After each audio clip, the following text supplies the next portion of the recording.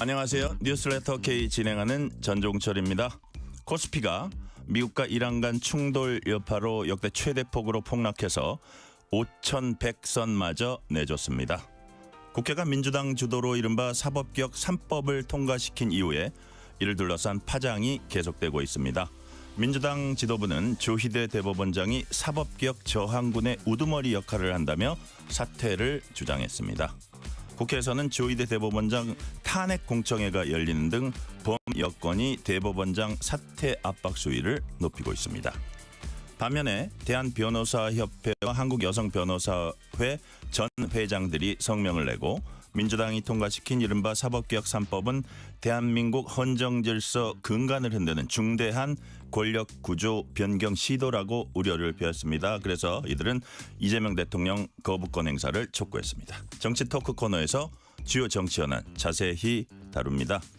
인터뷰 코너에선 국회 행안위 소속인 권칠승 민주당 의원을 만나서 임시국회 막판 최대 쟁점이 된 행정통합특별법 문제와 사법제도 개편 그리고 6.3 지방선거 연대 문제 등을 나눠봅니다. 미국과 이스라엘의 이란 공습이 닷새째를 맞고 있는 가운데 긴박한 중동 상황은 키워드로 본 지구촌 코너에서 자세히 전해드립니다. 뉴스레터 K 지금부터 시작합니다.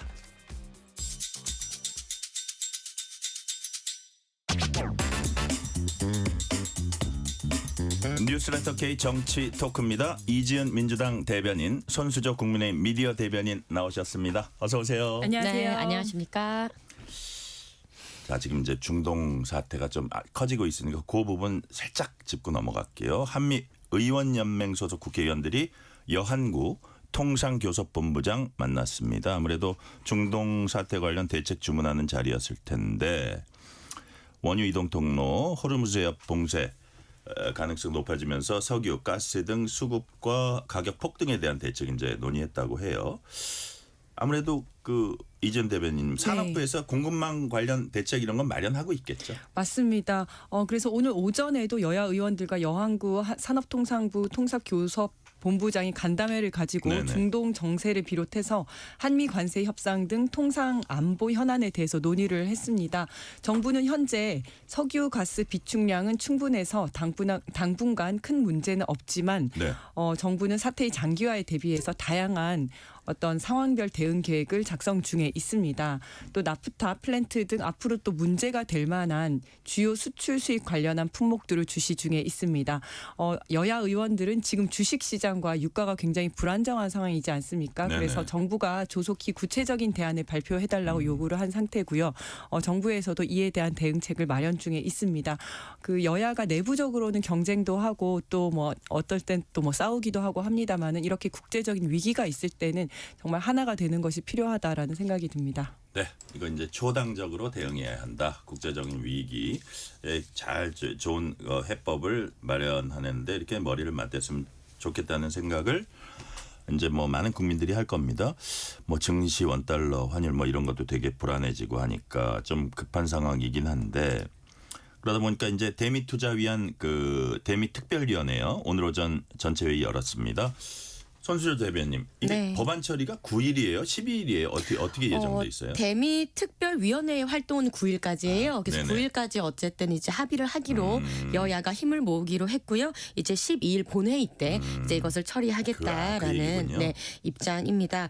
애초에 국민의힘 입장에서는 이 대미 특별법에 대해서 특별법 그 전에 이제 국회 비준이 필요하다는 입장이었죠. 네. 너무나 대규모의 재정이 들어가는 투자 이런 부분이 있기 때문에 이거에 대해서 국민들께 소상히 알리는 이제 국회 비준이 필요하다라는 입장이었으나 국민의힘의 어떤 그런 의견은 조금 많이 무시됐고요. 결국 특별법으로 가자는 민주당의 이런 의견이 있었고 그것을 전격적으로 받아들였습니다.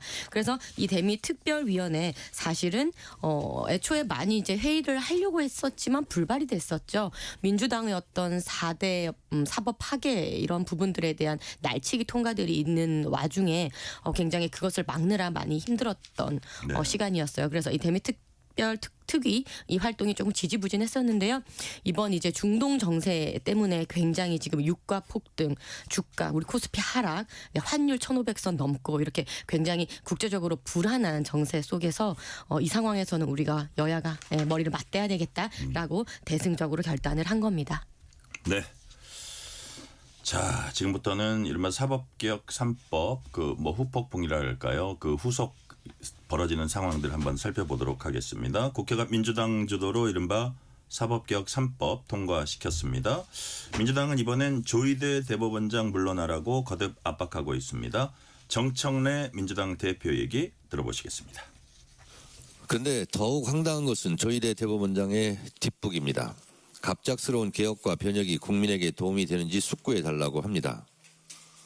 조희대 대법원장님, 지금 사법개혁에 대한 저항군 우두머리 역할을 하는 것입니까?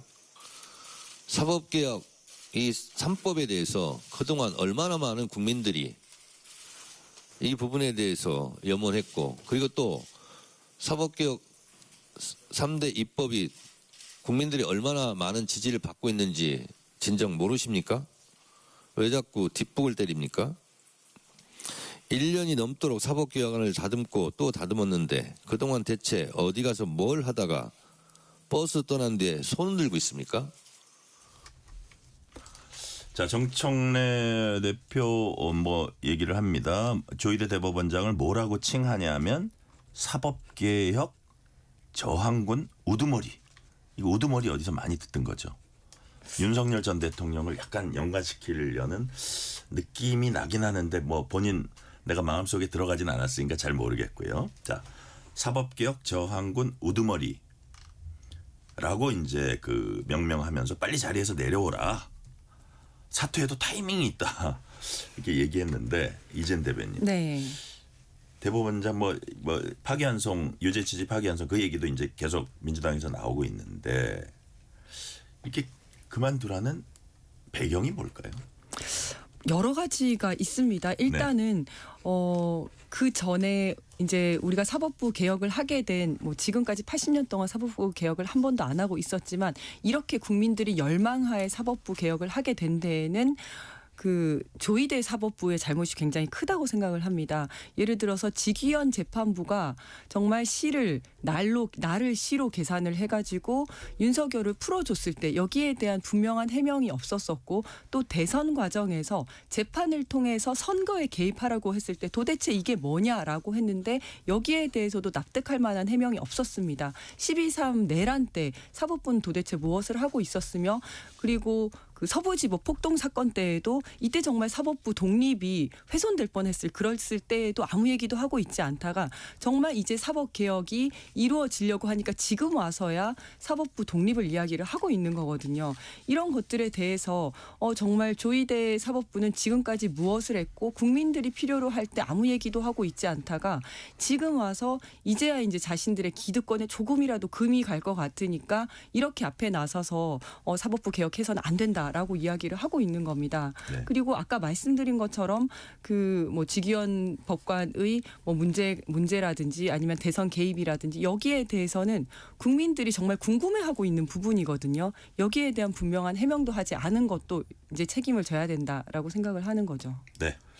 자, 본인들이 뭐 파기환송한 그런 부분, 뭐 이제 구속 취소할 때 그 논리, 뭐 이런 것들을 이제 지금까지 민주당에서 계속 비판을 하는데 손수조 대변인, 네. 지금 그 이 대변인께서는 사법부 자신들의 기득권에 금이 갈 것 같으니까 이제 와서야 부랴부랴 이게 뭐 어떤 국가 질서나 어떤 이런 문제다 하면서 계속 안 된다는 입장을 표명하는데 지금이라도 빨리 물러나야 사법개혁이 완성된다 이런 논리거든요. 자, 어떻게 보십니까? 지금 이제 민주당에서는 조희대 대법관에 대한 탄핵까지도 지금 이제 공청회를 열고 하고 있습니다. 하지만 이 탄핵이라는 것이 그렇게 쉽지는 않을 거예요.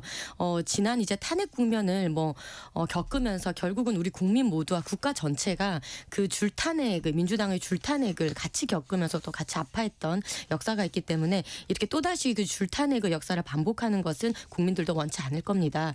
결국은 조희대 대법관과 이제 이재명 당시 대선 후보 뭐요? 그 이제 선거법에 대한 이제 대법원 이제 유죄 취지 파기 환송 그에 대한 구원이 지금까지 이어지는 것으로 보여집니다. 그 이후에 이제 민주당에서 보여줬던 이제 조희대 대법관과 당시 이제 윤석열 전 대통령에 대한 뭐 회동설 이런 것도 굉장히 많이 주장을 하면서 연관이 되어 있는 것 아니냐라고 몰아세우려고 했지만 그 회동설의 근거로 가지고 왔던 녹취록 또한 AI 조작설이었죠. 이런 것들도 국민들께서 다 보셨기 때문에 사실상 이에 대해서는 뭐 조희대 대법관이 뭐 이렇게 정치적으로 연관돼서 정치적인 발언을 한다라는 것보다는 정말 지금 이 사법 파괴가 대한민국에서 이루어지고 있구나라는 염려가 더 크다고 생각을 합니다.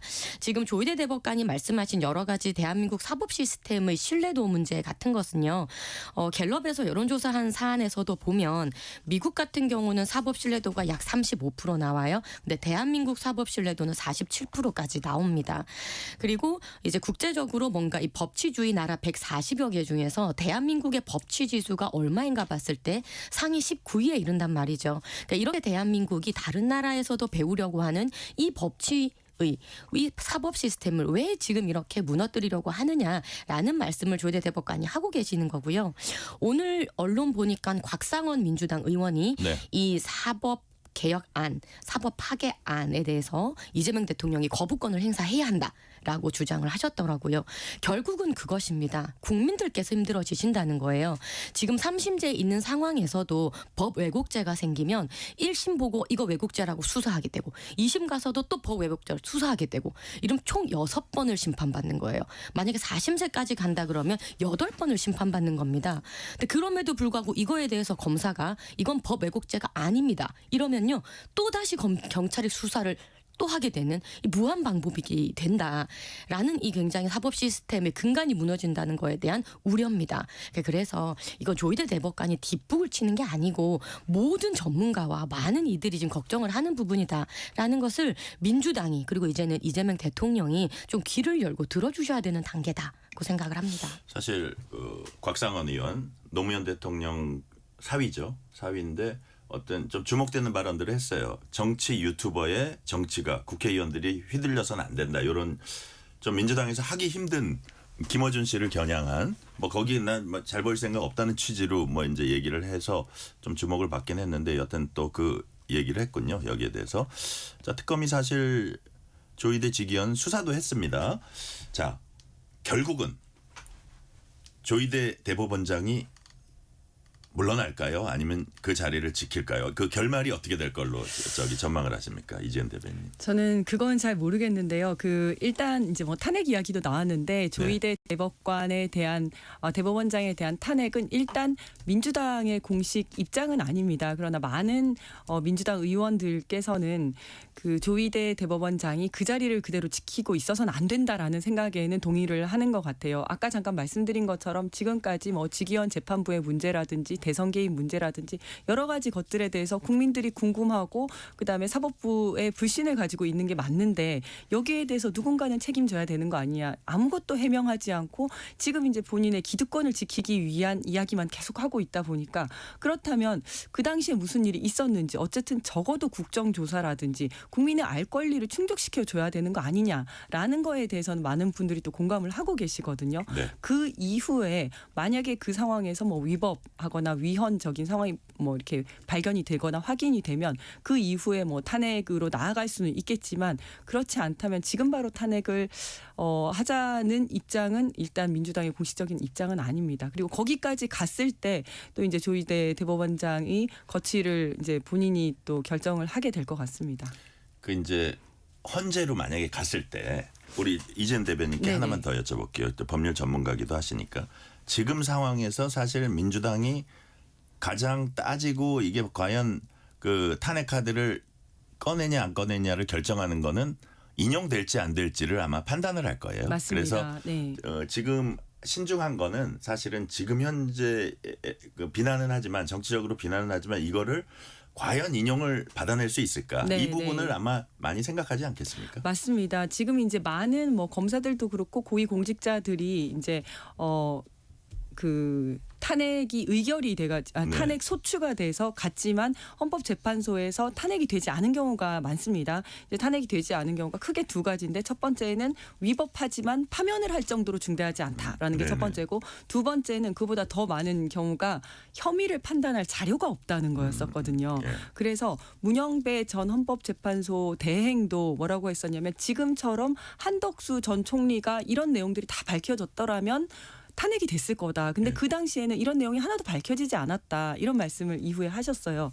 마찬가지로 지금만 봐서는 의혹은 가득하지만 내용이 하나도 밝혀진 게 없고 사실 헌법재판소는 강제 수사권이 없습니다. 압수수색을 할 수도 없고 체포해서 불러다가 물어볼 수 있는 권한이 없습니다. 그렇기 때문에 먼저 조사나 수사가 된 이후에 그 내용을 가지고 헌법재판소로 가야지 탄핵이 가능할 것으로 보입니다. 그래서 특검이 수사했었잖아요. 네네. 그래서 어쨌든 특검 수사 결과는 이제 별게 안 나왔는데 자, 만약에 그렇다면 수사를 과연 뭐를 가지고 수사를 할 수 있을지 그래서 그 손수저 대변인 보시기에는 조희대 대법원장 스타일이나 이런 걸로 볼 때 네.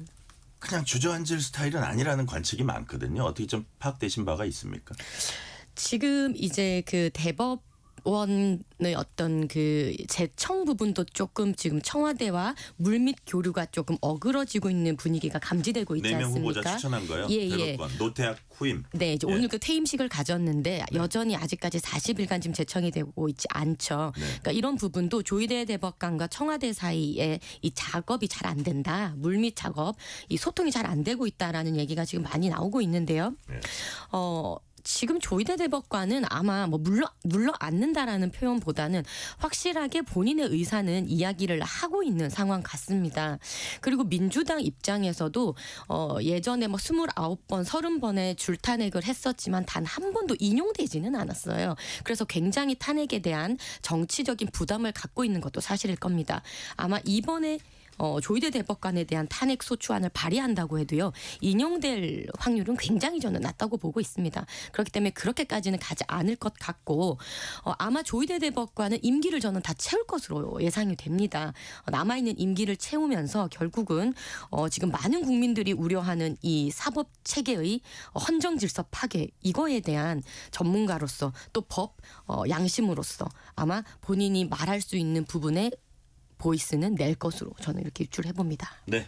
이 대변님, 이재임 대변님. 네, 제가 조금만 부연을 하자면요. 예, 예. 아까 이제 특검에서 별 이야기가 나오지 않았다라는 것은 이게 내란 특검이기 때문에 12월 3일, 4일 경에 이제 조희대 사법부가 내란과 관련해서 무엇을 했느냐라는 부분에 수사 있어서 대상은 그거였다 이거죠? 그거였었고요. 지금 더 문제가 되는 것은 직위원 재판부가 윤석열을 구속 취소를 했을 때 그냥 법령을 아예 다르게 적용을 해가지고 구속 취소를 했을 때 이때 조희대 대법원장과의 어떤 관계에서 혹시 풀어줄 결심을 미리 한 것이 아닌가라는 거라든지 아니면 대선 개입과 관련해 가지고 이제 이틀 만에 6만 페이지를 읽고 막 이제 이런 것들이 나오지 않습니까? 그때 어떤 의도를 가지고 개입을 한 거 아닌가 이런 부분들이 이제 수사의 대상이 되어야 하고 탄핵의 요건이 될 수가 있다라는 말씀을 드리겠습니다. 근데 저는 한 가지 조금 궁금한 게 손수저 조금 대변인, 짤막하게. 논리가 안 맞아서 여쭤보고 싶은데요. 지금 민주당은 빠른 사법 처리를 위해서 대법원을 26명까지 지금 증원한다고 하지 않습니까?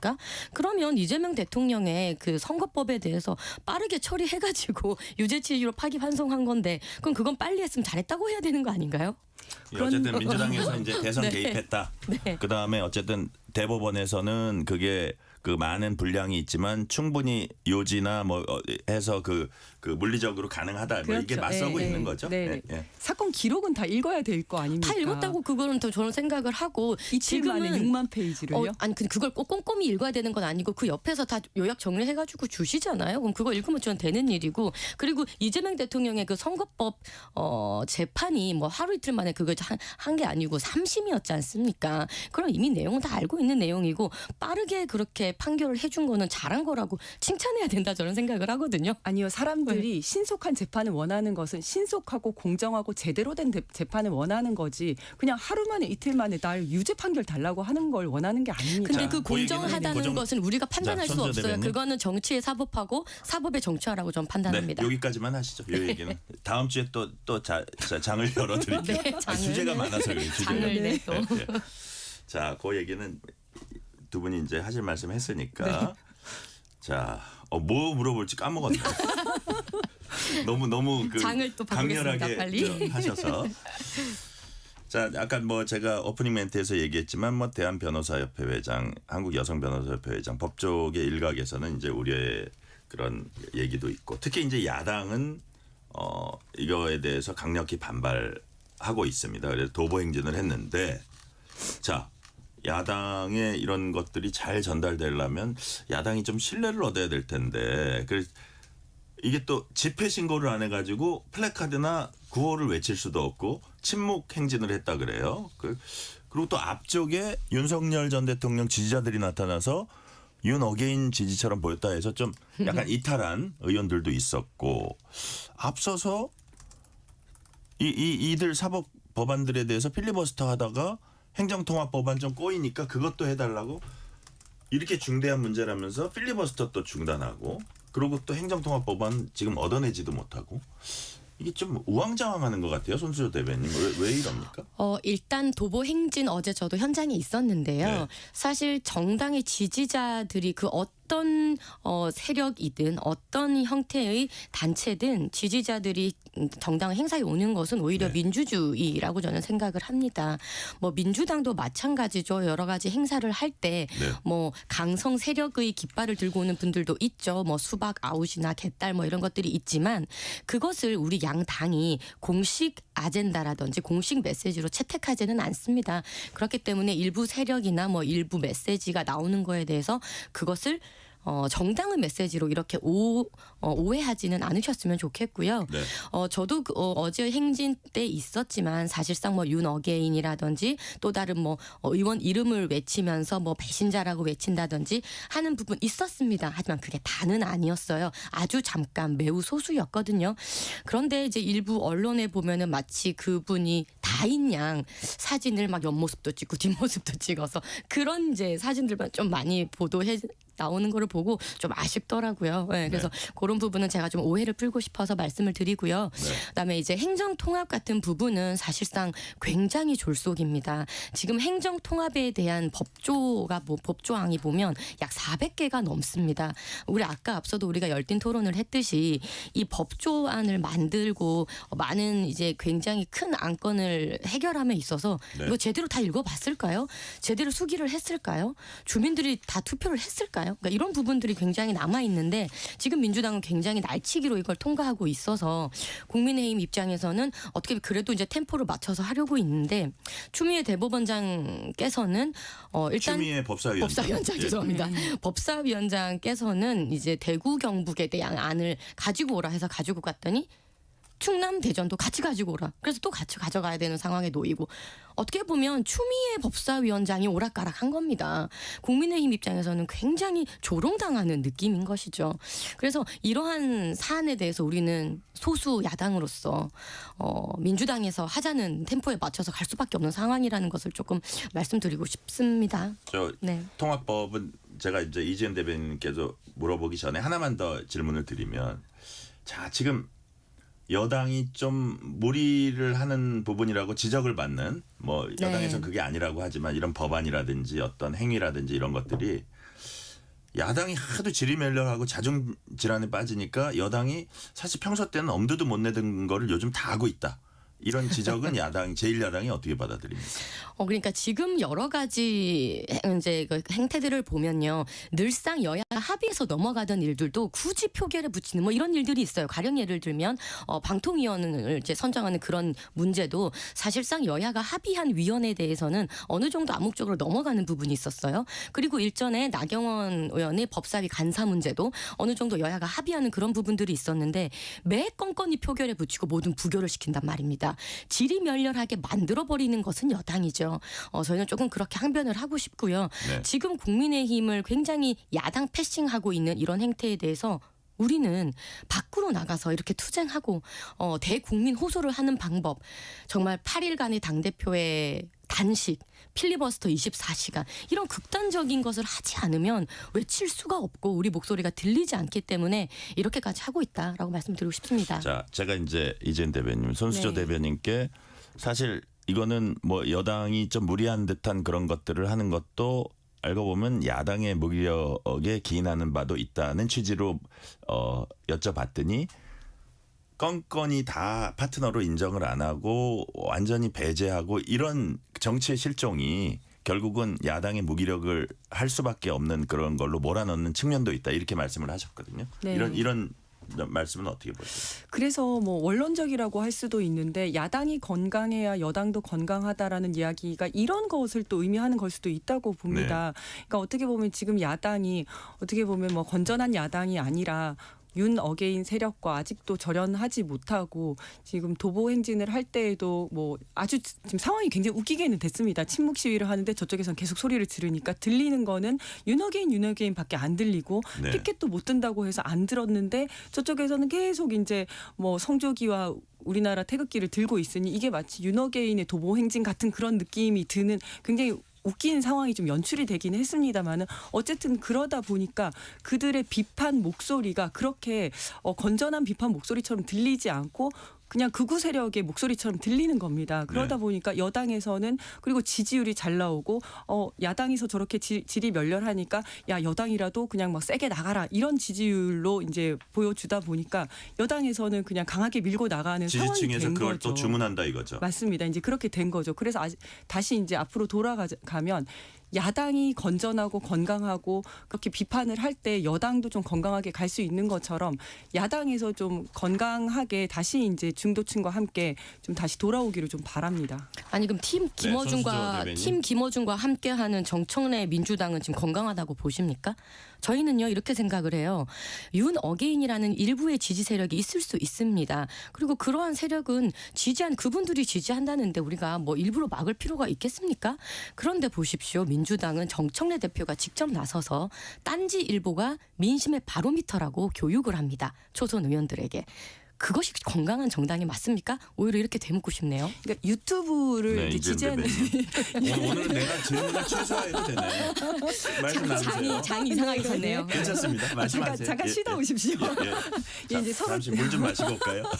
네, 자, 이지은 대변인. 네, 서로 지지하는 유튜버들이 있을 수는 있습니다. 하지만 무엇이라 할지라도 어떤 헌법의 테두리 내에서 이야기를 해야 되는 거거든요. 그런데 이제 윤어게인 세력은 헌법의 테두리 내가 아니라는 거죠. 이미 이제 위헌이다 그리고 내란이다라고 이야기를 하는데도 불구하고 아니다 돌아오라 윤어게인을 하고 있는데 이 사람들과 절연을 하지 못해. 이건 저의 말뿐만 아니라 국민의힘 초선 의원들과 중진 의원들도 계속해서 주문을 했던 내용입니다. 네, 말씀하세요. 그렇습니다. 네, 끝났습니다. 예, 네. 예. 요거를 교통정보 이후에 조금 얘기를 김용태 의원 녹취도 있고 해서 비슷한 얘기를 좀 이어갈게요. 실시간 교통 상황 알아보겠습니다. 라디오 교통정보센터 유하영 리포터 나와주세요. 네, 이 시각 교통정보입니다. 퇴근 시간대가 가까워지면서 서울 시내도로 정체도 늘고 있습니다. 강변북로 일산 방향 성수대교에서 가양대교까지 정체고요. 반대 구리 쪽으론 원효대교부터 동호대교까지 밀립니다. 동호대교 부근 3차로에서는 조금 전에 사고도 났습니다. 주의하셔야겠고요. 올림픽대로 공항 쪽으로 동호대교부터 여의하류까지 막히고 더 가서 양화대교에서 가양대교까지 밀립니다. 고속도로는 경부고속도로 서울 쪽으로 안성 일대에서 막히고요. 이후로 기흥부터 수원까지 정체입니다. 반대 부산 쪽으론 안성 휴게소 부근 5차로에서 사고 났습니다. 안성 분기점부터 밀리고요. 제2경인고속도로 인천 방면 일직 분기점에서 광명터널까지 밀리고 문학 진출로 2차로에서는 사고 여파로 정체입니다. KBS 교통정보센터였습니다.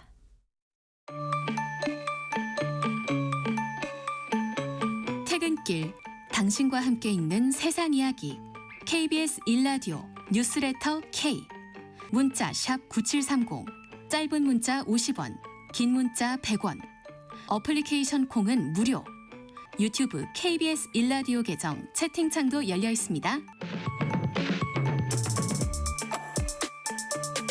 KBS 1라디오 뉴스레터 K 정치 토크입니다. 이지은 민주당 대변인, 손수조 국민의힘 미디어 대변인과 얘기 나누고 있습니다. 제1야당의 지금 상황을 야당의 소장파 의원들은 어떻게 보고 있는지 김용태 국민의힘 의원 얘기 들어보시겠습니다. 정말 심각한 상황이라고 생각이 듭니다. 지금 윤어게인 노선을 당 지도부가 회귀하면서 중도 보수, 합리적 보수의 그런 층들이 민주당으로 돌아서고 있는 굉장히 심각한 상황이라고 생각이 들고요. 저는 정말 이 윤어게인을 회귀한다면 지방선거 앞으로의 모든 공직선거에서 우리에게 희망이 없다라는 것을 당 지도부가 알았으면 좋겠고요. 지금 민주당의 사법장악 말도 안 되는 3대 악법이 통과됐습니다. 국민들도 이것이 민주당의 헌법 변형 시도를 하고 있다는 것을 알고 있습니다. 그럼에도 불구하고 이번 지방선거에서 다수 시민들은 민주당보다 국민의힘을 심판하겠다는 것이 정서인 것 같습니다. 그걸 알면서도 당 지도부가 피하지 않길 바랍니다. 자, 손수조 대변인한테 네. 그 질문을 한 제가 이렇게 쓱 보니까 한 3개 정도는 연달아서 드려야 될 것 같은데 뭐 김용태 의원 얘기도 있었습니다. 아까 윤어게인을 뭐 그분들의 소신이라면 친념이라면 주장할 수는 있는데 양쪽 그쪽 극단에 있는 분들이 자꾸 중앙으로 좀 오는 듯한 그래서 이게 마치 당의 목소리인 것처럼 보이는 거. 그랬을 때 그 중간에 있는 사람들 중도층을 당에서 확보를 해야 되는데 그 사람들이 떠나는 거. 이런 부분은 지금 국민의힘에서 벌어지고 있는 일 아닙니까? 지금 보시면 윤어게인이라는 이야기를 장동혁 대표나 이 지도부에서 얘기한 적이 있습니까? 없어요.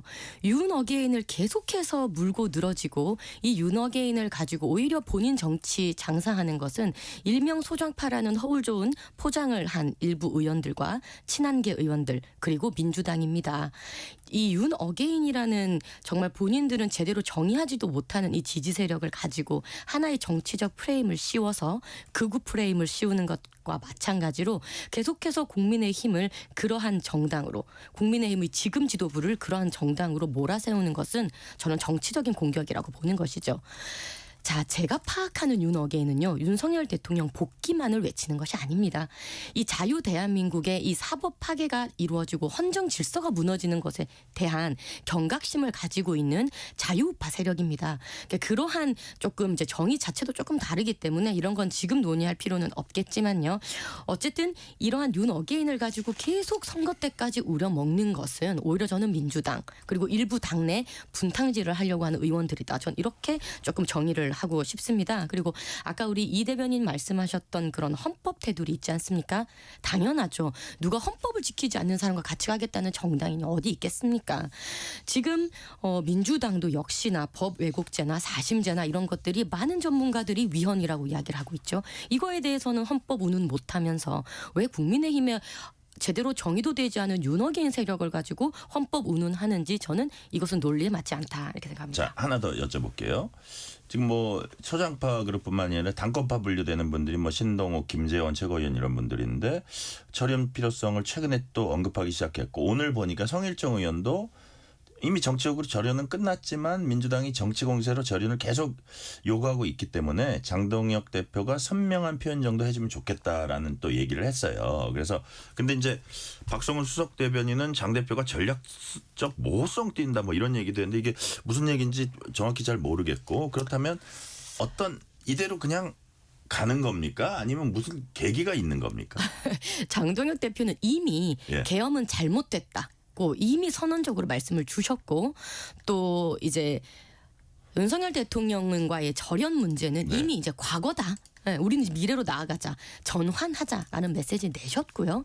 뭐 사과 이슈 같은 경우도 송원석 원내대표나 아니면 또 방금 말씀드렸던 김용태 전 비대위원장도 네. 사과는 했습니다. 여러 번 사과는 또 당 입장에서 했습니다.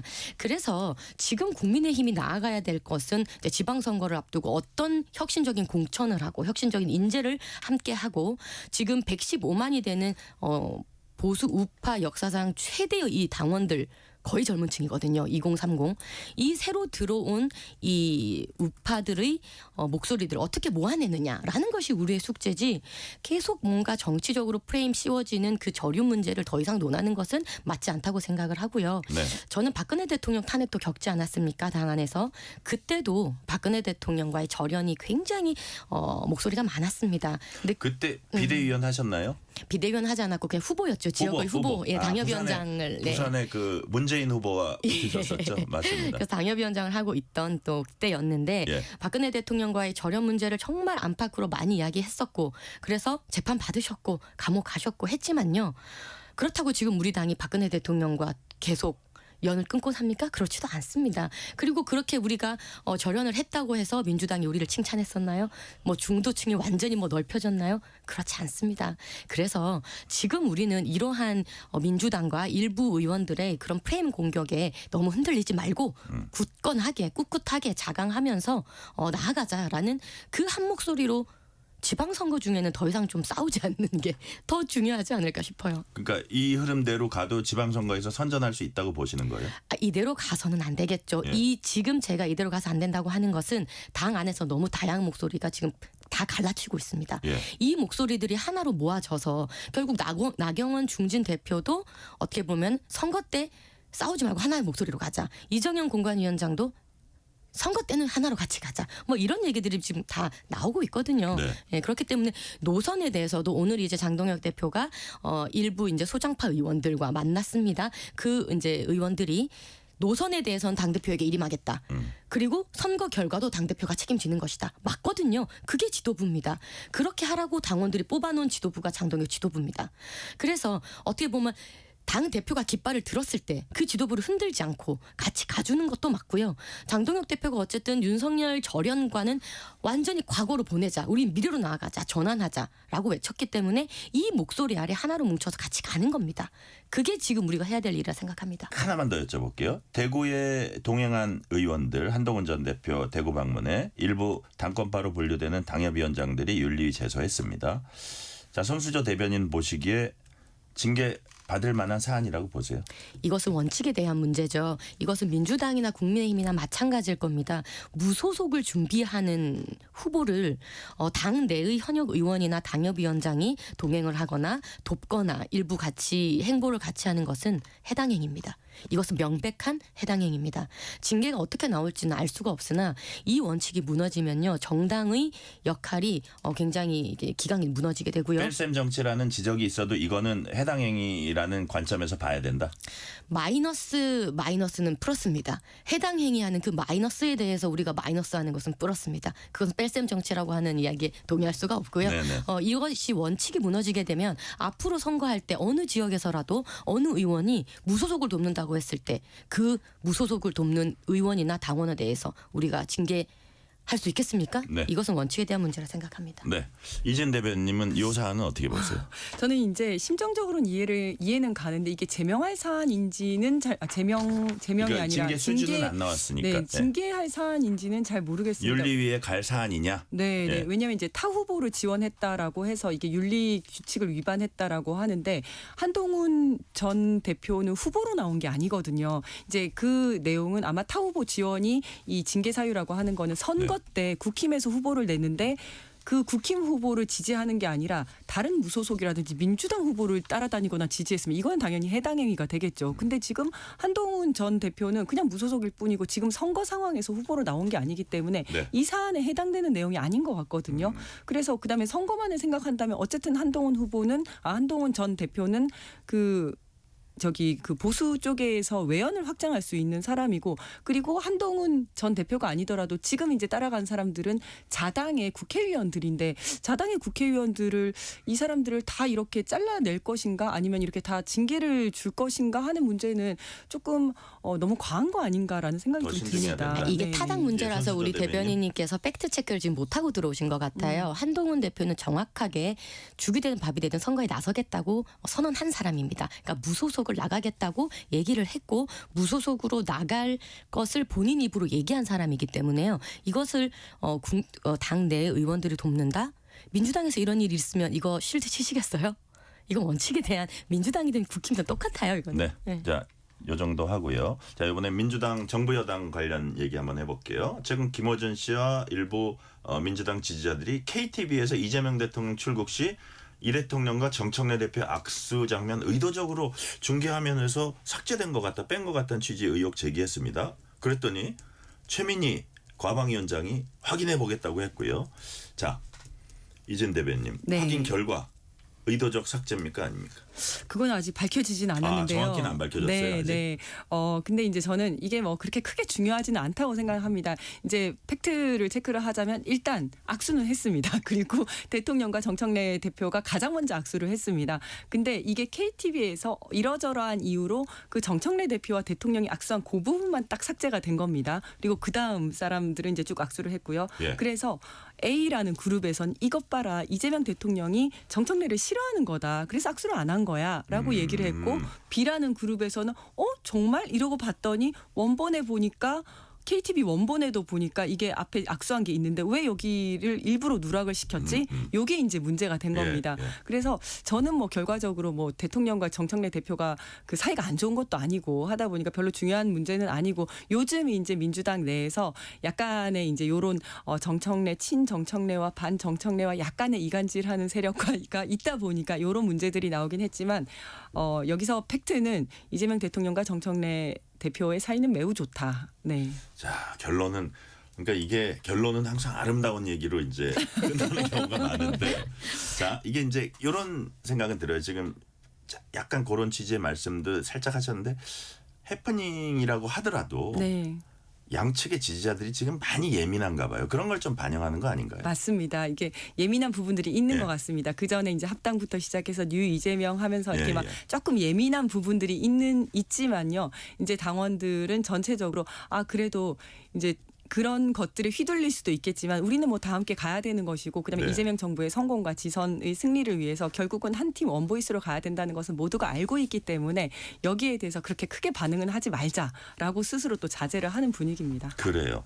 자, 또 오늘은 질문을 계속 몰아서 하는 분위기네. 이재현 대변인께 하나 더 네네. 여쭤보면, 오늘 민주당이 연대 통합 추진준비위 구성했습니다. 박지원 수석 대변인이 조국 혁신당과 다른 정당, 시민 사회단체 등과 연대 활동 주로 담당하게 된다. 해당 기구가 딱 전면적인 선거 연대를 목적으로 규정하진 않는다. 이렇게 말했습니다.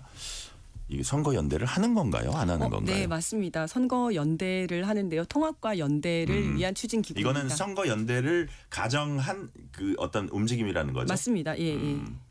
근데 이제 예를 들어서 왜 이렇게 좀 명확하게 여기서 이렇게 지금 벌써 3월 달인데 좀 안 하지 그러고 조국혁신당에선 의심의 눈초리가 좀 있는 것 같은데, 네네. 특히 이제 예를 들어서 이런 부분 그냥 하나 예만 들면, 조국 대표가 자기는 한 4월쯤 아마 선거구 정할 것 같다 그랬단 말이에요. 네. 그렇고 뭐 정춘생 의원 같은 사람은 민주당이 그 원인 제공한 평택을이라든지 전북 군산 같은 데는 민주당 나오지 마라 이런 얘기까지 하고 있고. 네, 네.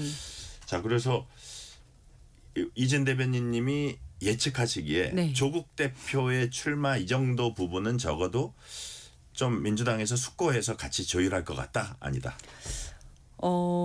아직 정해진 것은 아무것도 예. 없습니다만은 네네. 그래도 통합과 연대를 위해서 선거 연대를 하고, 어쨌든 뭐 조국 혁신당이든 아니면 다른 이제 소수 당이든 아니면 그리고 시민 단체까지 다 합쳐지는 개념이거든요. 네. 의 총합을 넓히겠다라고 한다면 어떤 선거 연대의 가장 처음을 얘기했었던 조국 혁신당의 당 대표가 정치를 할 수 있는 입지를 넓히는 네. 어떤 그런 부분에 있어서는 민주당도 적극적으로 협조를 할 생각이 있는 거고요. 그렇다면 이거 내가 여기서 어디를 가겠어라고 조국 혁신당 대표가 이제 조국 대표가 그렇게 찍지는 않겠지만, 어쨌든 민주당과 그 선거구도 다 협의를 해서 정하게 될 것으로 생각이 됩니다. 그래요. 자, 어떻게 질문하다 보니까 이재현 대변인께 하나만 더 질문할게요. 민주당은 박찬대 의원을 인천시장에 단수 공천했습니다. 자, 박찬대 의원 뭐 단수 공천한 것이 더 주목받는 게 본인의 지역과 연수갑이에요. 맞습니다. 인천 연수갑. 자, 계양을에 이제 송영길 전 대표, 김남준 전 청와대 대변인 두 분이 뭐 사실상 뛰고 있습니다, 지금. 네네. 자, 그래서 당에서 뭐 전략 공천을 하든 교통 정리를 하든 할 것 같은데, 네. 별 문제 없이 어떻게 잘 정리될 거라고 보세요? 어떻게 보세요? 저는 잘 정리될 거라고 생각을 합니다. 일단 아직 뭐 정해진 건 없고요. 당사자들도 당의 입장에 따르겠다라고 지금 이렇게 얘기를 하고 있는데요. 그 뭐 두 분의 희망도 당연히 중요하겠지만 뭐 아니면 둘 다 두 분 다 국회에 입성하는 게 또 중요하지 않겠습니까? 그 결과가 중요하지 않겠습니까? 그렇다면 그 지역위원회라든지 아니면 그 지역의 당원들과 아니면 시민들의 생각이라든지 또 여론조사도 돌려볼 거고요. 또 여러 가지 지역 분위기들 다 감안을 해가지고 적절하게 당에서 판단을 할 것으로 생각을 합니다. 네. 자, 손수조 대변인께서는 송영길의 귀환, 그 다음에 청와대에 뭐 그 이재명 대통령 오래 모신 사람입니다. 뭐 보좌관을 했었고 한데 어쨌든 청와대 근무 한 6개월 만에 선거에 나오는 이런 모습들, 이런 것들은 어떻게 야당 입장에서 어떻게 평가하십니까? 지금 지방선거 공천을 앞두고 이제 결국 명청 갈등이 격화하는 모습을 저는 보고 있습니다. 앞서 이제 이제 최민희 과방위원장과 연결됐던 뭐 KTV 이슈도 그렇고요. 네. 지금 보면 이른바 팀 김어준 대 그다음에 뉴 이재명 간의 이제 갈등인 것인데요. 이것이 이제 결국은 이제 한 4월 정도죠. 조국 대표도 이제 나이 지역구를 그쯤 찾겠다라고 했던 3월, 4월 정도에 아마 1차 폭발을 할 것입니다. 그때 이제 팀 김어준과 엮여 있는 조국 대표에게 어느 지역구를 주느냐. 그럼 그 지역구에 결국 준비하던 민주당 후보들은 또 뒷전이 돼버리는 것이거든요. 네. 그럼 이러면 굉장히 그 갈등이 이제 폭발할 수밖에 없고요. 이제 이것을 또 이제 지나고 나면 2차 폭발은 아무래도 다가오는 8월 전당대회 그때 이제 또 한번 이제 이 명천 갈등이 폭발을 할 것이라고 저는 이제 예측을 합니다. 그래서 이런 상황 속에서 이재명 대통령은 본인의 사람들, 그러니까 지금 이재명 키즈라고 또 불리고 있죠. 이재명 키즈들을 여러 곳에 이제 심기 위한 이런 정치력을 조금 극화하기 위해서 지금 SNS 정치를 연일하고 계시거든요. 그래서 저는 이런 부분들도 조금 그러한 것을 깔고 있지 않나라고 생각을 하고요. 네.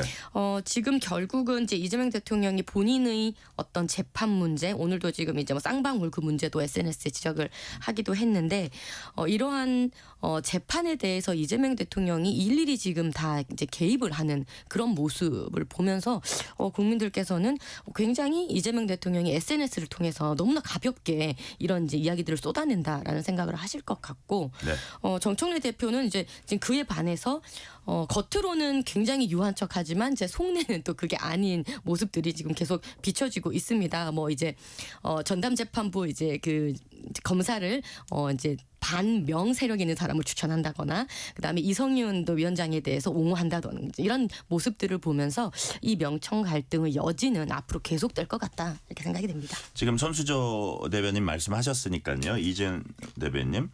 그 이재명 대통령 필리핀 방문 중인데 SNS 통해서 올렸습니다. 김성태 전 쌍방울 회장이 이 대통령에게 돈 건넨 사실 없다고 말한 녹취 내용 보도된 거 두고 증거 조작, 사건 조작이다. 이렇게 검찰 정면 비판했고 민주당 국정조사 추진위원회도 뭐 3월 12일에 국회 본회의 때 국정조사 요청서 접수하겠다 이렇게 밝혔고 뭐 한명도 원내대표는 공소 취소 좀 했습니다. 이게 정확히 어떤 내용이에요? 일단 이 내용을 설명을 드리면요. 네. 법무부가 대북 송금 수사 관련을 해가지고 감찰을 했습니다. 네. 근데 그 과정에서 녹취록이 나왔는데 이게 이제 감옥에 들어가 있으면 구치소에 들어가 있으면 면회를 하지 않습니까? 네네. 면회를 하면 옆에 녹취를 하도록 되어 있습니다. 그 녹취록을 이제 감찰을 다 한 겁니다. 근데 그 내용에는 김성태 전 쌍방울 회장이 측근이 면회 왔을 때 당시에 이재명한테 돈 준 사실 없다. 근데 검찰에서 자꾸 얘기를 하라고 한다. 난 준 것도 없는데 준 거 있으면 진짜 줬다고 말하고 싶다.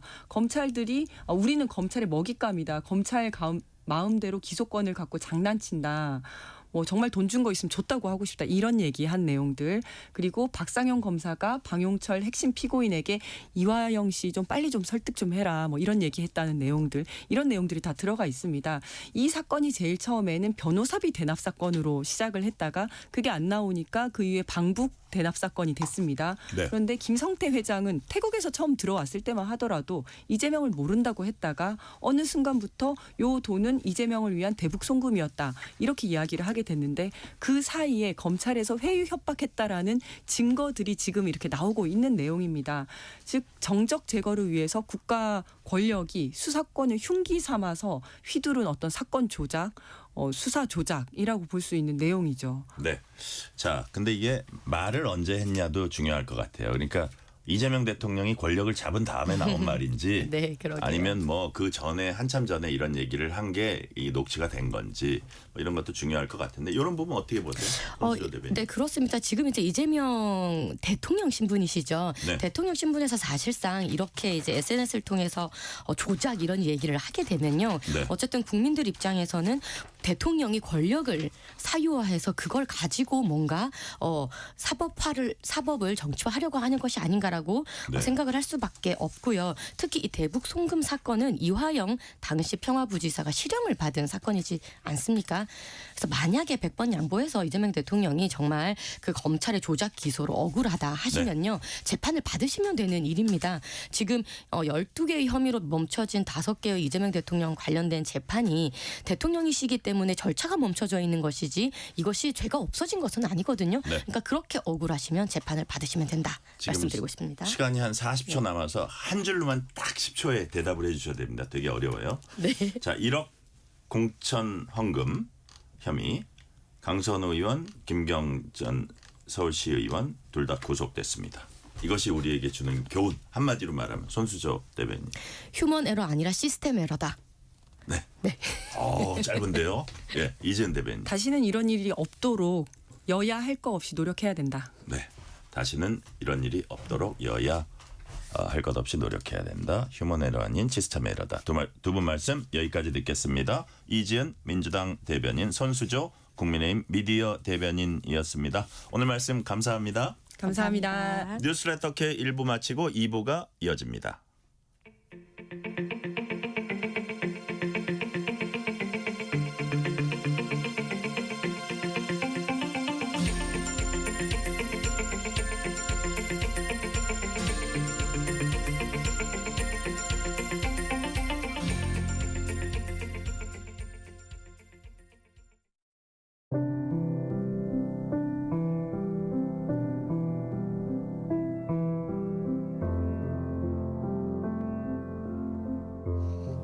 KBS 라디오 연중기획 희망충전 대한민국 680번째 이야기. 안녕하세요. 아나운서 유지원입니다. 16살 상훈이는 가족을 책임지는 가장입니다. 알코올 중독으로 장기 입원 중인 아버지와 심한 우울증으로 병원에 계신 어머니. 부모님 대신 두 동생을 챙길 사람은 상훈이뿐인데요. 지적장애가 있는 형과 중증 뇌병변 장애로 발작이 잦은 여동생은 늘 상훈이의 손길이 있어야만 합니다.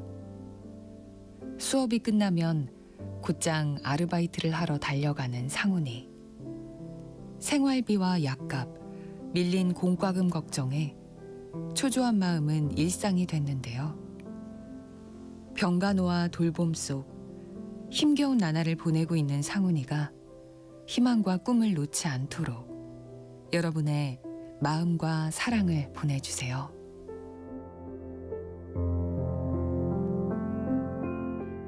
여러분의 따뜻한 손길이 희망의 빛이 됩니다.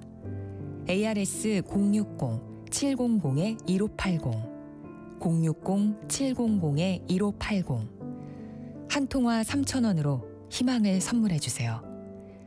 KBS 라디오 연중기획 희망충전 대한민국은 초록우산 어린이재단, 인탑스 주식회사, 그리고 청취자 여러분과 함께합니다. ARS 060-700-1580 한 통화 3,000원입니다.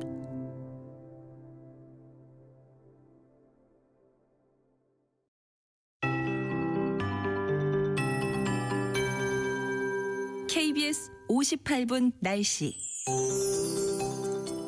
아침 저녁에는 쌀쌀한데 낮에는 공기가 온화해져서 옷 입기 참 애매하시죠. 절기 경칩인 내일도 서울의 아침 기온 2도로 시작해서 한낮에는 14도까지 오르며 기온의 일교차가 10도 이상 크게 벌어지겠습니다. 옷차림에 유의하셔야겠습니다. 오늘은 공기질이 양호했는데요. 밤부터 국외 미세먼지가 유입되면서 내일은 수도권과 충청, 전북 지역의 하루 평균 초미세먼지 농도가 나쁨 수준을 보이겠습니다.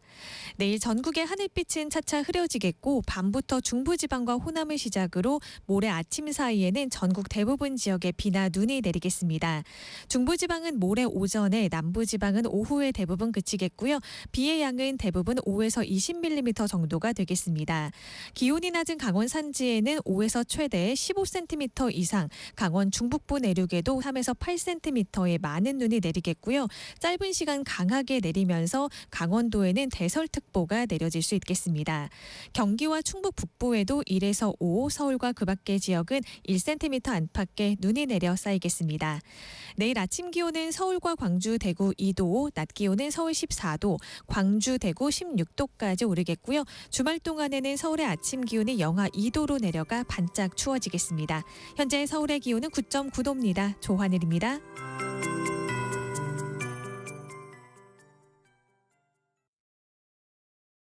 정성을 다하는 국민의 방송 KBS가 6시를 알려드립니다. AM 711kHz, FM 97.3MHz, KBS 1라디오입니다. HLKA.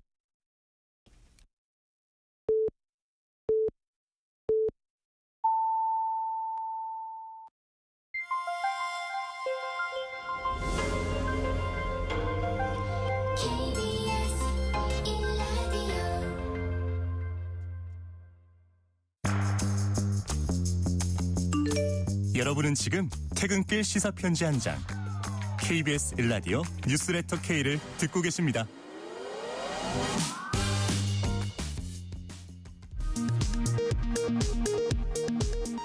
이 시각 라디오 정보센터 뉴스입니다. 미국과 이스라엘이 이번엔 이란의 차기 최고 지도자를 선출하고 있는 전문가 회의 청사를 폭격했습니다. 트럼프 미국 대통령은 이란의 해공군을 무력화했으며 비축 전력이 충분해 장기전에도 문제없다고 주장했습니다. 이란은 아직 첨단 무기는 쓰지도 않았다며 이스라엘 텔아비브를 비롯해 중동 미군 기지와 석유 시설 등을 향한 미사일 공격을 이어갔습니다. 또 호르무즈 해협에서 최소 10척의 선박이 미사일 공격으로 불에 탔다고 주장했습니다. 미국과 이란의 전쟁 여파로 주식시장이 12.06% 급락하면서 코스피가 5,000대 초반으로 돌아왔습니다. 2001년 9.11 테러 직후보다 더 크게 하락하면서 역대 최대 하락률을 기록했습니다. 필리핀을 국빈 방문한 이재명 대통령이 필리핀 국립묘지를 찾아 한국전 참전 기념비에 헌화하고 생존 참전 용사와 만난 뒤 양국 기업인들의 비즈니스 포럼에 참석했습니다. 이 대통령은 오늘 귀국합니다. 공수처의 체포영장 집행을 막은 혐의 등으로 1심에서 징역 5년을 선고받은 윤석열 전 대통령의 항소심 1차 공판이 오늘 열렸습니다.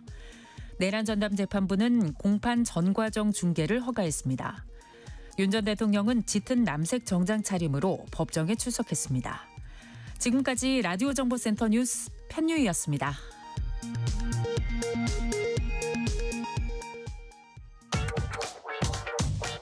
뉴스의 진수를 보여주는 인터뷰. 뉴 진수.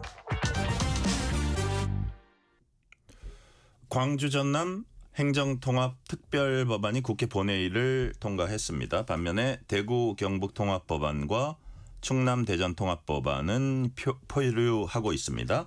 사법개혁 3법 후폭풍으로 여야 관계가 한층 더 경색돼 있는 상황입니다. 그래서 향후에 대구 경북통합법안, 충남 대전통합법안 어떻게 될지 관심이 모아지고 있습니다. 오늘은 민주당 권칠승 의원과 함께 행정통합 문제 비롯한 쟁점 현안들을 하나하나 짚어보겠습니다. 권칠승 의원님 어서 오세요. 네, 반갑습니다. 권칠승입니다. 귀한 시간 내주셨습니다. 감사합니다.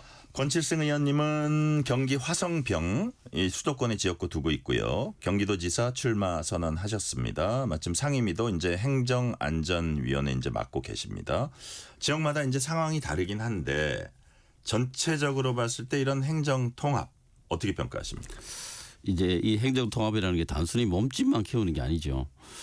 이제 뭐 지방 소멸, 인구 감소 이런 이제 큰 문제들이 대한민국 정치에 지금 걸쳐져 있기 때문에 특히 이제 지방이 더 피해가 많지 않습니까? 그래서 이 지방들이 사실은 살아남기 위한 여러 가지 몸부림들을 하고 있는데 네. 근데 통합과 같은 큰 틀의 어떤 변화를 가지지 않으면 안 된다라고 하는 걸 중앙정부도 인식을 하고 있고 또 네. 지방정부들도 인식을 하고 있습니다. 큰 변화가 필요하다. 그런데 이제 기존의 뭐 어떤 기득권이라든가 여러 가지 관행들을 이제 깨야 되기 때문에 이제 어려운 부분들이 있긴 합니다만 행정통합은 그래서 필요하다라고 보고요. 또 이걸 좀 바라보는 또 경기도 지역구 의원의 입장에서 봤을 때는 수도권도 이제 어떤 입지나 인프라의 우월성 때문에 네. 가지고 있던 여러 가지 기득권들이나 혜택들이 있었지 않습니까? 거기에 의존해서 나태하게 있다가는 이제 지방에 따라잡힌다. 네. 그래서 좀 더 분발하고 비전을 세우고 좀 더 노력해야 될 때가 왔다. 이제 지방과도 굉장히 치열하게 경쟁해야 될 때가 이제 열리고 있다. 그래요. 예, 그런 시각에서 보시는군요. 네, 수도권이 지방을 이거는 경쟁 상대로 전혀 안 봤었는데 이제 지방과도 경쟁하면서 아주 선순환적인 어떤 그런 그 좋은 일이 벌어질 수도 있다. 보시는 거네요. 예, 그렇습니다. 또 뭐 아울러서 얼마 전에 보면 그 새만금에 현대자동차가 뭐 엄청난 한 10조 대 이상의 지금 투자를 발표했고 또 그 무주 뭐 우리가 그냥 산골로 알고 있는 그 무주에 지금 방산 우주 관련 그 투자도 하는 것으로 발표를 했습니다. 그래서 이제 이런 변화들이 실제로 있는 것이죠. 그래서 경기도는 뭘 해야 될 것인가. 제가 이제 경기도지사 출마하면서 그런 고민도 많이 했는데, 그런데 이제 지금 충청하고 이 뭐 대구 이쪽이 사실 좀 무산이 됐지 않습니까? 예. 무산이 되는 과정을 보면서 이게 정치권에 어떻게 보면 참 큰 병폐인데요.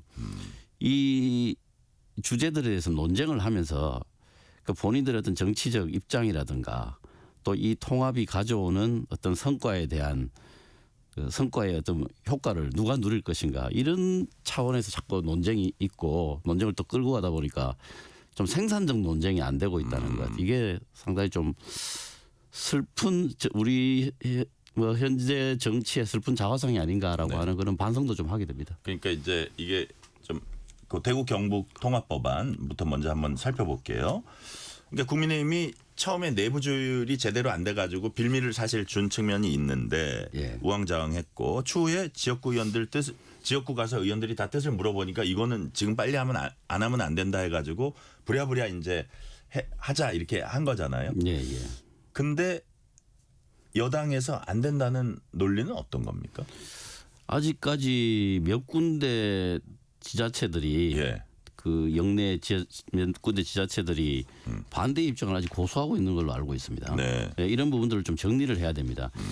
이게 원활하게 통합이 돼도 통합이 된 이후에 상당 후유증들이 있습니다. 실제로. 이제 우리가 뭐 마진창이라고 부르는 창원시 같은 통합 창원시 같은 경우에도 아직까지도 통합 이후에 여러 가지 마진창인가요? 마창진이라 그랬었는데 본래는 뭐 하여튼 그런 것 때문에도 그런 것 때문에도 다툴 정도로 이 통합 이후에 여러 가지 후유증이 있기 때문에 정말 흔쾌하게 하는 그 전제가 깔리지 않으면 하기 좀 어려운 면이 실제로 있고요. 그다음에 대전 충남이 지금 안 하고 있잖아요. 거기는 뭐 진짜 광역 단체장들이 나서서 지금 반대 입장을 하고 있는 입장이기 때문에 이번에 할 때 이 사실 대한민국 대개조의 한 그 일환인데 할 때 같이 하자. 뭐 그런 입장을 지금 민주당은 가지고 있습니다. 그래서 이걸 좀 정치공학적으로 보면 정치공학적으로 이제 저도 정치부 기자를 오래 했으니까 지난 금요일 날 민주당이 대구에서 최고위원회를 했어요. 천장 최고위원회. 거기서 정청래 대표가 대구 경북 통합법안 안 되면 국민의힘 책임이다 이런 취지로 이제 얘기를 했습니다. 어떻게 보면 그 본진에 들어가 가지고 막 헛동을 친 거예요. 그래서 지금 민주당이 아니 이렇게 다 정리해 와서 하자 그러는데도 안 하는 게 국민의힘을 대구 경북 통합 망친당으로 각인시킬 이거 정략적인 거 아니냐 혹은 정말 안 해주려고 하나 대놓고 갈라치기 하나 이런 의심들도 있거든요. 그런 시각은 어떻게 보세요? 뭐 그런 시각으로 보는 것 자체가 저는 좀 진영 논리라고 생각을 진영 합니다. 논리다. 우선 이 대구 경북 쪽이 지금 이제 상당히 완화가 됐기 때문에 저는 처리가 되지 않을까 싶습니다. 데드라인이 다가오면 처리가 될 것이라고. 저거는 어떻게 안 해줄 수 있을까 여당이 뭐 그런 생각은 하시는 거예요. 그래서 이제 우리 쪽에서 요구하는 이제 지금 일부 반대하고 있는 지자체들도 좀 다 설득을 하고 그다음에 대전 충청도 상당히 좀 긍정적인 신호를 보내면 처리를 할 수 있겠죠. 그렇게. 근데 지금처럼 갑자기 입장을 선회해서 오히려 역으로 우리 생각 바뀌었으니까 해라 이런 식으로 이제 오는 거는 좀 무례하기도 하고 이후에 발생할 여러 가지 후유증들에 대한 대책이 또 안 됩니다. 그래서 저는 이 부분은 그러면 여당이 같이 싸잡아서 이제 책임을 져야 되는 상황이 있으니까 신중하자 이런 건가요? 네, 그런 부분도 있습니다. 예, 그런 예. 부분도 있지만 대전 충청하고 같이 해야 한다. 이때 그게 기본적인 그래요. 노선을 오늘 제가 원내대표단에 좀 문의를 해보니까 그게 기본적인 노선이라고 그래요. 예. 답변을 들었습니다. 근데 그 부분은 저는 또 이런 생각은 들어요. 예를 들어서 대구 경북 지금 막 해달라 그러는 거 아니에요. 그리고 사실 대구 경북 지역구 의원이라는 게 어떻게 보면 다 국민의힘 의원들이고 지역 얘기를 다 듣고 와서 하자는데 몇몇 기초자치단체 그러고 있는 거 주호영 의원 같은 경우는 이거 개문발차라도 해야 된다. 가면서 고치더라도 이런 얘기를 시기를 놓치면 안 된다는 얘기도 하셨는데 저희 이 자리 나와서. 근데 이런 것도 생각해 볼 수 있잖아요. 대구 경북 저렇게 해달라는데 일단 해주면 대전 충남이 하나가 남습니다. 그럼 거기서 여론이 우리만 빠지네? 이렇게 되면 그것도 아마 순차적으로 3월 안에 될 수 있지 않냐 이런 논리도 가능하고 또 하나 어떤 의심의 관측도 있냐면 말이 5조지 5 곱하기 4 이제 5조 4년 동안 5조씩 준다는 건데 세 군데 통합이 다 되면 이게 15조가 나가는 거거든요. 이거 생각해 보니까 이거 좀 부담되는데 이런 생각도 일부 하는 거 아니냐는 의심의 눈초리도 있어요. 뭐 이런저런 이야기 할 수 있겠죠. 그런데 예를 들어서 지금 대구 경북만 뭐 몇 가지 좀 보완을 해서 통과를 시킨다. 그러면 아마 역으로 지금 말씀하신 것처럼 민주당이 역으로 공격받을 소지도 많이 있습니다. 그래요. 대전 충청만 고립시키는 작전이다. 이게 어차피 선거를 생각하면 뭐 대구 경북은 힘드니까 이렇게 고립시켜서 국민의힘이 이 대전 충청에서 그냥 두고두고 이 통합을 못 시킨 멍해를 덮으씌우려고 지금 작전을 짰다. 오히려 그렇게 공격할 가능성이 저는 더 많다고 생각합니다. 그래요. 그래서 가능하면 전체가 다 가는 방식으로 결론을 맺는 게 맞다고 생각하고 중앙선거관리위원회에서도 지금 데드라인을 3월이 아니고 한 4월 초까지는 그래도 가능하다라는 식으로 지금 언급을 한 게 있습니다. 그래서 약간은 이제 여유가 생긴 것이죠. 그래서 그 여유 동안에 가능하면 같이 통합하는 방법으로 하는 게 정말 뒤끝이 없습니다. 그래요. 그래요. 이거를 누구를 해주고 누구 안 해주면 또 그 부담이 정부 여당한테 올 수 있으니까 그렇습니다. 의원님 보시기에는 결국은 될 가능성이 높다 이렇게 보시는 거네요. 저는 데드라인이 다가오면 그동안 정치권의 관행으로 봐서 뭐 좀 번개처럼 할 가능성이 높다고 생각합니다. 그러니까 막판 뭐 시한 지나고 막 어쩔 수 없을 때 예산 통과시키는 것처럼 이것도 아마 그렇게 될 거다. 그 뭐 가능성. 사실 뭐 쟁점에 대해서 이야기할 거는 다 되어 있으니까요. 네. 자, 3월 말인 줄 알았는데 중앙선관위가 4월 초까지는 와도 그 선거를 통합으로 치르는데 큰 문제 없다는 뭐 회신 같은 게 왔기 때문에 조금 아직 한 달의 여유는 있는 거네요. 지혜를 같이 여야가 모아봤으면 좋겠다는 생각이 들고요. 자, 민주당이 서울시장, 경기지사 등 4곳 후보 전원 경선 후보자를 확정했습니다. 권칠승 의원님 경기지사 출사표 던졌습니다. 내가 바로 민주당 경기지사 후보 적임자다. 그 출마의 변 한 말씀 해주세요. 제가 경기도를 가장 잘 아는 후보자라고 생각합니다. 지금 출사표 던진 사람들 중에서 의원님이 지방의원도 하셨나요? 했습니다. 그러시군요. 제가 경기도의회에서 예산결산위원장을 했습니다. 그래서 경기도 살림을 내부적으로 상당히 뭐 제가 많이 파악하고 있고요. 그다음에 경기도에서 30년 이상 살았습니다. 그리고 이 서울로 출퇴근을 아주 젊은 시절 직장생활 할 때부터 시작해서 지금까지 하고 있습니다. 그러니까 그 교통 문제 그 현장을 누구보다 잘 안다. 제가 뭐 온몸으로 알고 있죠. 그리고 그런 부분이 있고 그다음에 또 제가 뭐 직장생활 하다가 1997년에 이제 김대중 대통령 당선되던 그 해에 당에 이제 입당을 해서 실무자로 일을 했습니다. 완전히 뭐 최말단 실무자로 들어와서 일을 해서 제가 뭐 청와대에서 행정관으로도 몇 년을 일을 하고 그리고 또 뭐 경기도 의회에서도 일을 하고 그리고 제가 뭐 중기부 장관으로도 또 일을 하고 또 국회의원도 뭐 지금 3번째 하고 있고 이래서 정치권에서 일어나는 여러 가지 일들을 제가 차곡차곡 한 단계 한 단계 거치면서 지금까지 왔기 때문에 서민의 삶 또 행정이 어떻게 가야 되는지 또 그 과정에서 단체장들은 행정가이면서 정치가 아닙니까? 그래서 정치와 행정이 그 맞물리는 선상에서 어떤 식으로 비전을 세우고 의사결정을 해야 되는지에 대해서는 제가 그것도 가장 많이 아는 사람이라고 생각합니다. 네. 자, 그러니까 단순히 그냥 정치를 하시면서 서울에서 계속 생활하다가 그냥 와가지고 이게 갑자기 의원 한두 번 하고 이제 나오고 이런 게 아니고 정말 30년을 살았고 그 지옥철에서 출퇴근도 해봤고 뭐 오래 했죠. 예. 그다음에 경기도 의원 하면서 예산결산 특별위원회 위원장 하면서 예산도 직접 달아와서 실무적으로 밑바닥부터 경기도를 누구보다 잘한다. 적임자다라는 말씀이 권칠성 의원님 말씀이시고요. 공약 발표를 이제 순차적으로 하고 계신데 오늘 제가 쭉 이렇게 자료를 찾아봤더니 교통, 일터, 치매 뭐 이런 그 의원님 공약을 하셨는데 본인 생각하기에 이 세 가지 이거는 반드시 나를 좀 알아줘라. 세 가지 핵심 공약 어떤 겁니까? 우선 경기도는 지금 현재 21세기 대한민국에서 세계 최첨단 산업 기지를 유지하고 발전시키는 그 임무가 있다고 생각합니다. 그래서 대한민국을 이끌어가는 정말 핵심적인 엔진이죠. 네.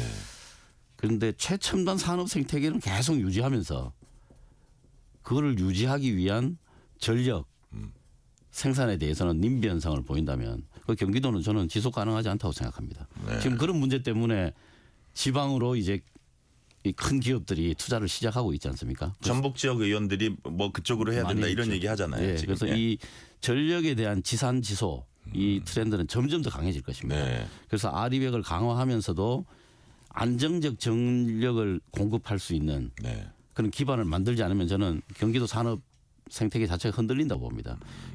그게 흔들리면 사실 대한민국이 흔들리는 거거든요. 대기업들은 국내뿐만 아니라 전 세계를 대상으로 산업의 입지를 찾고 있기 때문에 최적의 입지들을 계속 만들어줘야 됩니다. 그런 관점에서 SMR 소형 그 모듈러 그 원자로죠. SMR이 지금 이제 실증 단계에 와 있습니다. 그래서 그 실증 단지를 저는 경기도에 만들어야 된다고 생각합니다. 그래서 그걸 만들고 이제 그런 걸 만들어야 이게 실증을 통해서 만약에 상업적으로 운행이 가능하다고 판단이 되면 경기도 주민들에게 수용성이 올라갑니다. 그렇기 때문에 저는 실증 단지를 하는 게 꼭 필요하다고 생각하고 이걸 하는 과정에서 아마 엄청난 논란들이 있을 겁니다. 특히 뭐 환경 문제라든가 이런 문제 제기가 많을 것입니다. 그런데 정치라고 하는 게 이런 문제들에 대해서 정직하게 마주하고 책임감 있게 이야기하지 않으면 해결할 곳이 없습니다. 이 사회 분야에. 그래서 그런 부분들을 분명하게 제가 하겠다라는 말씀을 드리고요. 그다음에는 그 꿈의 암 치료기라고 불리는 중입자 치료기가 있습니다. 이 중입자 치료기는 우리나라에 한 군데밖에 없는데요. 저는 이거는 공적으로 도입하고 운영할 수 있다고 생각하고 상당히 구체적인 지금 어디 있습니까 이거? 세브란스 병원에 저기 있습니다. 신촌 세브란스. 신촌 세브란스에 있습니다. 예. 그런데 우리나라에 단 한 대밖에 없고 뭐 1년 이상씩 기다린다고 합니다. 그리고 또 상업적으로 운영하고 한 대밖에 없으니까 비용도 비싸죠. 그래서 이런 부분들을 해결하기 위한 방식으로 공적 기능의 이 꿈의 암 치료기, 이 중입자 치료기를 운영할 수 있는 방안, 아주 구체적인 방안은 있습니다. 여기서 뭐 말씀드리기는 어렵지만 방안들이 있습니다. 그 다음에 경기도는 서울과는 조금 다르게 전철들이 지상역이 많습니다.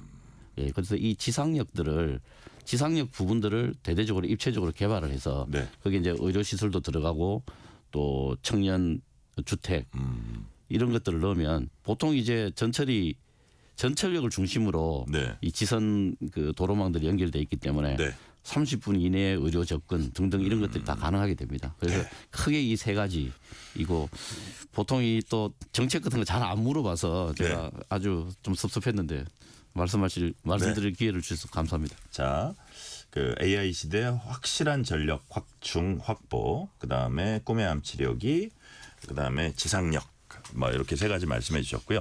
이게 이제 그 지방은 통합 추진되는데 수도권 특히 경기도는 이제 분도 얘기 계속 나오고 경기 남부, 경기 북부 간 분도 얘기합니다. 이게 지방선거 단골 주제기도 한데 이 부분은 의원님은 어떻게 보세요? 트렌드에 좀 안 맞죠. 그래요? 트렌드에 안 맞고 지금은 예를 들어서 뭐 대전 충청이든 뭐 대구 경북이든 광주 전남이든 이렇게 크게 모이잖아요. 네. 모이면 그 안에 또 성장을 이끌어가는 핵심 축들이 또 생기게 됩니다. 네. 그래서 그 내부에서의 균형 발전은 또 다른 이제 문제가 됩니다. 그래서 경기도 같은 경우에는 지금 북부가 상대적으로 좀 이 경제력이나 이런 게 좀 떨어지기 때문에 남부에 비해서요. 네. 그런 불편함에 대한 어떤 뭐 하소연이라고 할까요? 어떤 목소리라고 저는 그렇게 생각을 합니다. 그래서 네. 경기 북부가 남부에 못지않게 여러 가지 산업 생태계 등등을 갖출 수 있도록 재정적으로 배려하는 것. 그게 네. 오히려 북부에도 도움이 된다고 생각합니다. 자, 분도는 이게 시대 흐름에 트렌드에 맞지 않다는 말씀을 해주셨고요. 자, 이번 지방선거에서 이제 조국혁신당과의 선거 연대 문제가 있습니다. 뭐 오늘도 어떤 뭐 기구라 그럴까요? 그런 것들을 박수현 수석 대변인이 이제 발표도 하고 그랬는데 조국혁신당은 벌써부터 민주당이 원인 제공한 전북 군산이나 경기 평택을 여기 민주당 후보 내지 말라. 그래서 제가 신장식 의원한테 물어봤더니 네. 아니 저희만 나가겠다는 건 아니고 그 뭐 진보당도 있고 다 있기 때문에 뭐 이런 취지라고 얘기하는데 이런 것들이 또 너무 빨리 불거지면 뭐 선거연대도 약간 삐걱거릴 수도 있습니다. 그래서 의원님 보시기에 수도권 같은데 이런데 선거연대 필요하다고 보십니까? 필요하지요. 필요한데 네. 이게 해보면 잘 안 됩니다. 생각보다 어려워요. 예, 이게 해보면 왜냐하면 잘안 뛰고 있는 됩니다. 사람들 있잖아요. 예, 그리고 지금 벌써 뭐 어디는 당신네들은 빠져라 이제 이런 이야기가 나오잖아요. 예. 근데 그거를 받아들일 수가 없잖아요. 액면 그대로 예, 뭔가 예. 큰 틀에서 정리가 안 된 상태에서 개별 그 선거구에 대해서 입장을 낸다는 게 사실은 불가능한 이야기지 않습니까? 네, 네. 그러면 큰 틀에서 정리가 되기 전에는 이게 다 그냥 갈등의 불씨입니다. 그리고 해결이 안 된 상태로 계속 말싸움을 하게 되는 거죠. 그런데 선거연대에 앞서서 꼭 해야 될 게 있다고 저는 생각합니다. 저도 뭡니까? 선거연대 걸 많이 봤는데 네네. 결국 끝에 가서 안 되는 건 뭐냐면 정책연대가 없기 때문입니다. 그래서 선거연대 이전에 큰 틀의 어떤 정책에 대해서 이건 이렇게 정리한다 저렇게 정리한다라고 하는 정책연대에 대한 확고한 어떤 그 대국민 약속 네. 이것들을 해야 됩니다. 이거를 하지 않고 하면은 오로지 그 의석수 하나 더 늘리는 거 당락 여부에만 완전히 골몰하게 되기 때문에 끝에 가면 결국에 깨집니다. 얘기가 선거연대 얘기 나왔으니까 제가 지금 막 떠오른 질문인데 합당 얘기를 한번 해볼게요. 이제 네. 뭐 지선 전에는 미뤄졌는데 그 이후에 이제 과연 이게 좀 큰 질문을 드리면 합당 관련해서 조국혁신당이란 민주당과 좀 어떻게 약간 그 유사한 정당 비슷한 생각을 갖고 있는 정당이 민주당이라는 거대 여당의 틀 안에 들어와서 어떤 비판도 하고 다른 스펙트럼 보이는 게 더 효과적인지 아니면 밖에서 이렇게 우리가 범여권으로 구분을 하잖아요. 예. 밖에서 이렇게 하는 게 더 효과적인지 예를 들어서요. 지금 트럼프 대통령에 대해서 민주당은 그쪽이 또 보복을 할 수 있기 때문에 되게 신중하잖아요. 입장 내는 게. 예. 근데 조국혁신당이 민주당 안에 들어와서 저 트럼프에 대해서 막 강력하게 비판하면 그것도 곤혹스러울 것 같고 그렇다면 이런 것들을 지켜볼 때 과연 뭐가 더 득이 될까요? 민주당은. 이제 합당을 하게 되면 대외적으로 나가는 보이스는 상당히 이제 조절이 될 겁니다. 네네. 예, 조절이 되는데 결국 이게 후보의 문제거든요. 네. 예를 들어 저번 대통령 선거 때처럼 조국 그 당시에 이제 조국 혁신당이었죠. 네네. 그 당에서 후보를 안 내고 민주당 후보를 지원했지 않습니까? 네네. 그러면 이건 시너지 효과가 굉장히 크죠. 그런데 그런 선거 연대가 안 되는 경우 각각의 후보가 나온 경우에는 아무리 같은 목소리를 이야기해도 이건 표가 분산되게 돼 있습니다. 예, 그래서 이 정책 연대를 하고 그 다음에 후보에 대한 그 연대, 후보 연대라고 하는 게 뭐 네. 잘 아시지만 네. 이 선거 연합이라고 하는 거는 어디를 주고 어디를 이제 받는 형태가 됩니다. 그러니까요. 결국에 그겁니다. 예. 그래서 결국에는 뭐 본질은 결국 그거죠. 예, 끝에 가면 그겁니다. 예, 예. 그걸 하기 위해서 여러 가지 정책 연대도 하는데 뭐 결국에 보면은 그 문제를 해결하기 위한 어떤 결정적인 변수들이 있습니다. 뭐 예. 지금 보면 저는 뭐 조국 대표의 뭐 어떤 뭐 어디로 가느냐.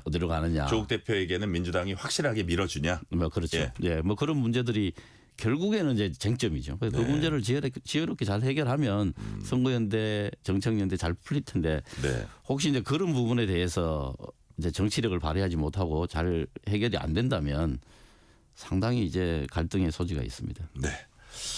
자, 이른바 사법개혁 3법이 국회를 통과했습니다. 민주당은 사법개혁이라고 하고 국민의힘은 사법장악이라고 이제 규정을 하고요. 자, 그러면서 야당에선 이재명 대통령 방탄을 위해서 이렇게까지 사법체계 흔들어도 되냐 이런 비판을 하고 있거든요. 이런 비판은 어떻게 보세요? 뭐 야당으로서 그런 비판하는 것 자체는 뭐 제가 뭐 개의치 않겠습니다. 네. 그런데 지금 조희대 대법원이 가지고 있는 상당한 좀 문제점이 있습니다. 조희대 사법부의 문제점. 네. 네. 이게 지금 12월 3일 그 계엄 때 아무런 입장을 발표를 안 했어요. 그 이후에. 그래서 이런 부분들이 아무리 뭐 법관은 판결로 이야기한다고 하지만 저는 그건 책임 회피라고 봅니다. 그 정말 우리나라 민주주의 이 헌정 질서를 지키는 정말 최후의 보루가 사법부지 않습니까?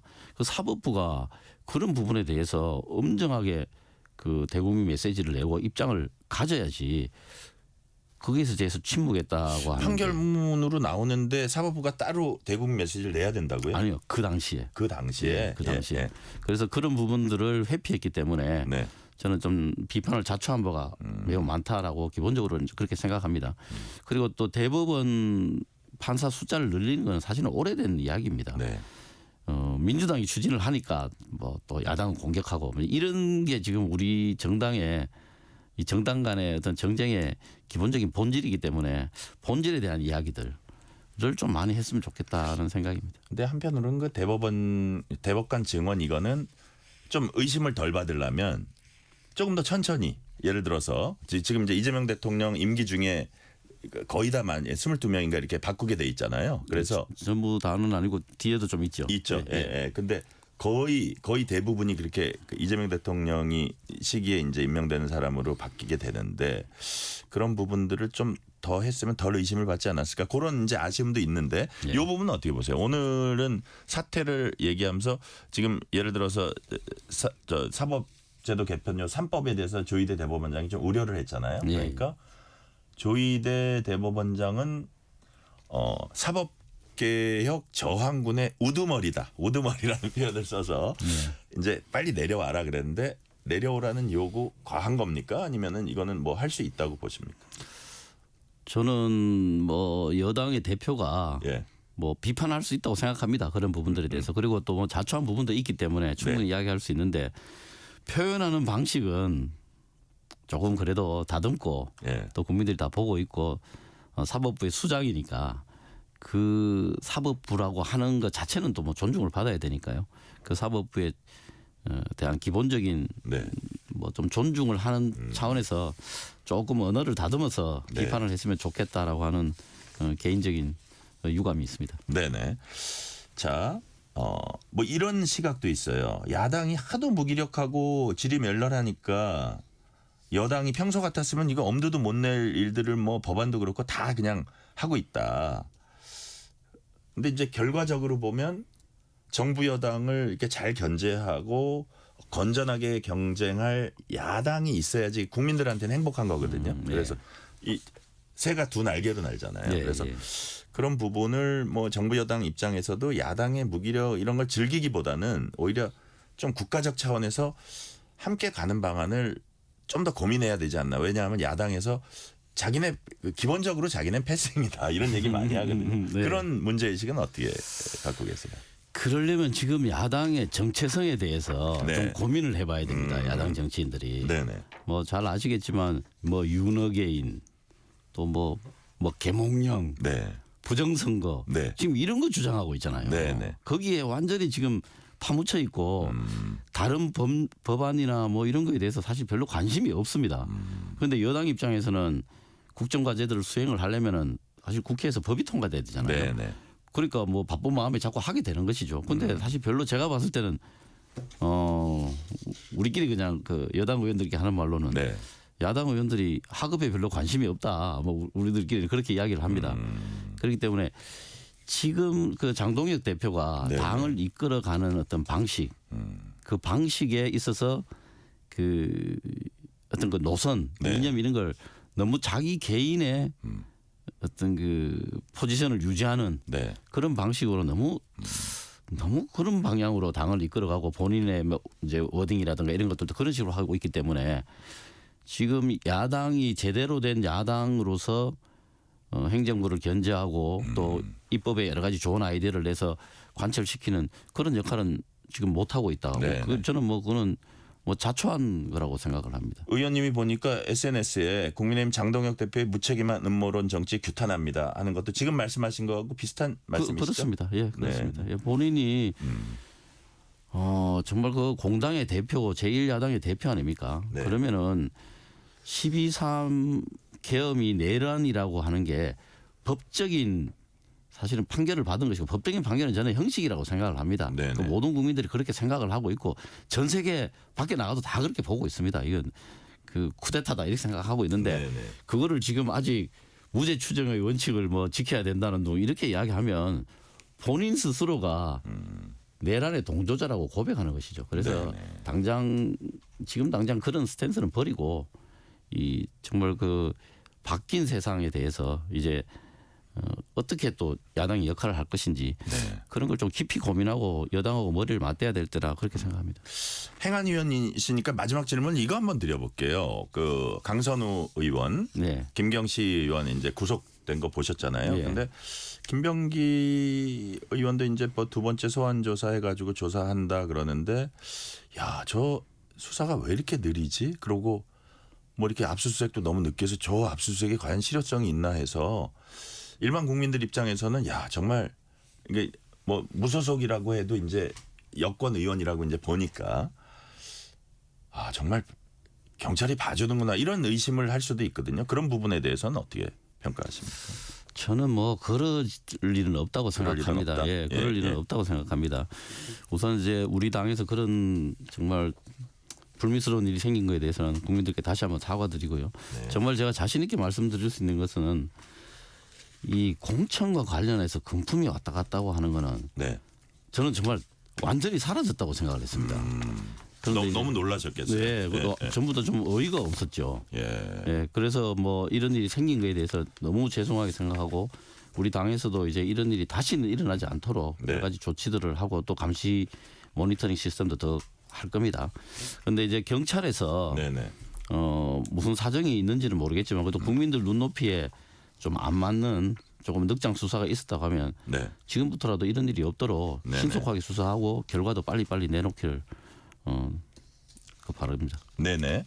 오늘 말씀은 여기까지 듣겠습니다. 지금까지 권칠승 민주당 의원이었습니다. 의원님 말씀 감사합니다. 네, 고맙습니다. 편지 왔습니다. 퇴근길 지친 당신에게 힘이 되는 뉴스를 전해드립니다. 매일 저녁 당신과 함께 읽는 세상 이야기. KBS 1라디오 뉴스레터 K.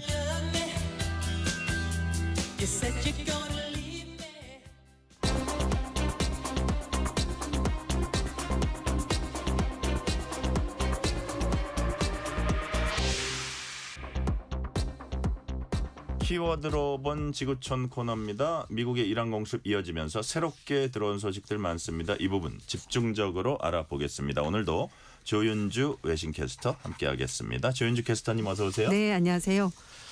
자, 미국의 이란 공습 닷새째 이어지고 있습니다. 맞습니다. 지금 상황 어떻습니까? 일단 이스라엘 쪽에서 이란 핵시설을 타격하고 있고요. 네. 미국이 전략 포격기를 추가로 동원하면서 대이란 공격 수위를 높이고 있습니다. 이란도 당연히 지금 반격에 나서면서 중동 지역의 미군 기지 그리고 네. 미국의 여러 가지 시설을 공습을 하고 있는데요. 이스라엘 군 측에서는 핵무기 핵심 부품을 비밀리에 개발하는 것으로 보이는 이란의 한 지하 핵시설을 타격했다고 밝혔습니다. 예. 이스라엘군은 민자대라고 불리는 이 지역에 핵시설이 있는데 핵과학자 그룹이 핵무기용으로 핵심 부품을 개발하기 위해서 비밀 내역에서 활동하고 있다고 주장했습니다.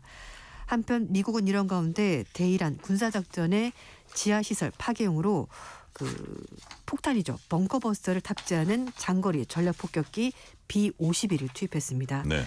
미군이 중동 지역에서 관할하는 중부사령부는 이번 군사작전 시작 이후에 48시간에서 72시간 사이 안에 B-52 폭격기들이 출격했다고 밝혔습니다. 미국과 이스라엘은 지금 합동 공세로 맞서고 있고요. 이란도 미사일과 드론 동원해서 이스라엘 물론이고 영내에 있는 미군 기지, 외교 공간들을 겨냥을 하고 있습니다. 이란 혁명수비대는 이스라엘 국방부 청사와 텔아비브 등지에 있는 여러 군사시설을 공격했다고 밝혔는데요. 네. 국방부 청사 비롯해서 텔아비브에는 군사시설 공습했다고 이란 혁명수비대가 직접 밝혔습니다. 한편 이스라엘 경찰은 이란이 이스라엘 향해서 2차례 미사일 공격을 감행한 이후에 네. 텔아비브 지역에서 미사일 파편이 떨어져서 여성 1명이 경상을 입었다라고 밝혔습니다. 네. 국제 유가 급등하고 있습니다. 맞습니다. 우려가 현실이 됐어요. 이란이 이 와중에 호르무즈 해협 지나던 유조선을 또 공격했어요. 네, 일단 뭐 이란 측에서는 호르무즈 해협을 봉쇄하겠다고 경고를 했었고요. 이 경고에도 불구하고 유조선들이 있었기 때문에 네. 미사일로 공격했다고 주장을 했습니다. 이란은 현지 시각 4일 날 최소 10대 선박이 미사일 공격을 받았다고 주장을 했는데요. 네. 전쟁이 시작되면서 이란 측에서는 호르무즈 해협을 봉쇄하겠다고 입장을 밝혔고 실제로 행동에 옮겼습니다. 네. 그래서 지금 사우디 비롯한 중동의 주요 산유국들이 원유 수출 차질을 최소화해서 우회 수송로를 확보를 하고 있습니다. 네. 이란 혁명수비대 해군 부사령관은 호르무즈 해협이 안전하지 않다고 이란 혁명수비대가 반복적으로 경고했음에도 불구하고 유조선에 있어서 각종 미사일로 공격했고 이 선박들이 불에 탔다고 주장을 했습니다. 이 페르시아만과 오만을 연결하는 이 좁은 지역인 호르무즈 해협은 전 세계 해상 원유 수송량의 20% 통과는 굉장히 지정학적으로 중요한 곳인데요. 이란 혁명수비대는 호르무즈 해협 통과를 시도한다면은 그 어떤 선박이라도 혁명수비대 정규 해군에 의해서 불에 타버릴 것이라고 아주 강력히 경고했습니다. 네. 트럼프 대통령도 대응 방안 얘기를 하고 있는데요. 호르무즈 해협 통과하는 유조선에 대해서 군사적인 보호를 제공하는 방안을 검토 중이라고 미국의 정치적 매체 폴리티크가 전했습니다. 군사작전을 강화하고 확대에 따라서 앞으로 며칠 안에 에너지 시장의 압박을 받을 수 있는 우려가 커지면서 미국도 대응에 나서는 것으로 보이는데요. 특히 이 지역에 중동의 산유국이 많기 때문에 이 산유국들이 뭐 원유나 가스를 수송하기 위해서 이 지역을 통과해야 되는데 지금 불안하기 때문에 미국이 아마 도와줄 것으로 보입니다. 말씀하신 것처럼 이런 가운데 국제유가 많이 올랐습니다. 네네. 서부 텍사스 중진류 4월 인도분인데요. 이게 71.23달러까지 올랐고요. 네. 브렌트유는 82달러까지 올라갔다가 70.74달러로 약간 내려갔습니다. 미국은 지금 휘발유 가격이 또 많이 올랐는데요. 네. 작년 11월 달 이후 처음으로 갤런당 평균 소매 가격이 3달러가 넘었습니다. 근데 얼마 전에 트럼프 대통령이 취임하고 나서 일주일 맞아서 국정연설을 하지 않았습니까? 그때 자기 덕분에 미국 에너지 가격이 많이 내려갔다라고 주장했는데 전쟁을 시작하면서 유가를 끌어올렸습니다. 네. 이란은 이란 주변 걸프 국가들한테도 이제 미사일 공격을 하고 있습니다. 네, 맞습니다. 걸프 국가들은 그럼 어떻게 대응을 하고 있어요? 일단 걸프 국가들도 이번 사태에 대해서 굉장히 큰 불만을 표시하면서 네. 군사적으로 대응할 수도 있다라고 경고했습니다. 앞에도 말씀드렸습니다만 중동 산유국들이 원유와 가스 수송하는데 큰 차질이 빚어지고 있지 않습니까? 그래서 이 나라들도 굉장히 불만이 많고 특히 이번 핵 협상에서 오만이 중재국을 했었거든요. 근데 오만도 석유설이 피해를 입었습니다. 그래서 이 분위기가 상당히 좋지 않고 특히 미군 기지가 있는 걸프 지역의 주요 도시들이 전쟁이 시작하고 나서 이란으로부터 특히 탄도미사일, 드론의 집중 공격을 받았고요. 네. 이란 주장은 미군 시설만 공격한다라고 말했습니다만 실제로는 공항, 호텔, 아파트, 교통 인프라 등 민간 주거와 상업시설까지 공격을 받으면서 현지 분위기가 굉장히 좋지가 않습니다. 반이란 정서가 커지고 있는데 이란은 공식적으로는 뭐 미군 시설을 겨냥한 방어적인 대응이다라고 밝혔습니다만 실제는 그렇지가 않았고요.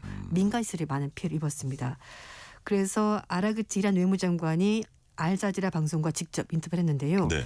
영내에서 벌어진 일은 이란 잘못도 아니고 이란이 선택한 것도 아니다라면서 이해를 구했습니다만 실제 지금 뭐 카타르, 바레인 같은 곳에서는 굉장히 분노가 커지고 있는 상황입니다.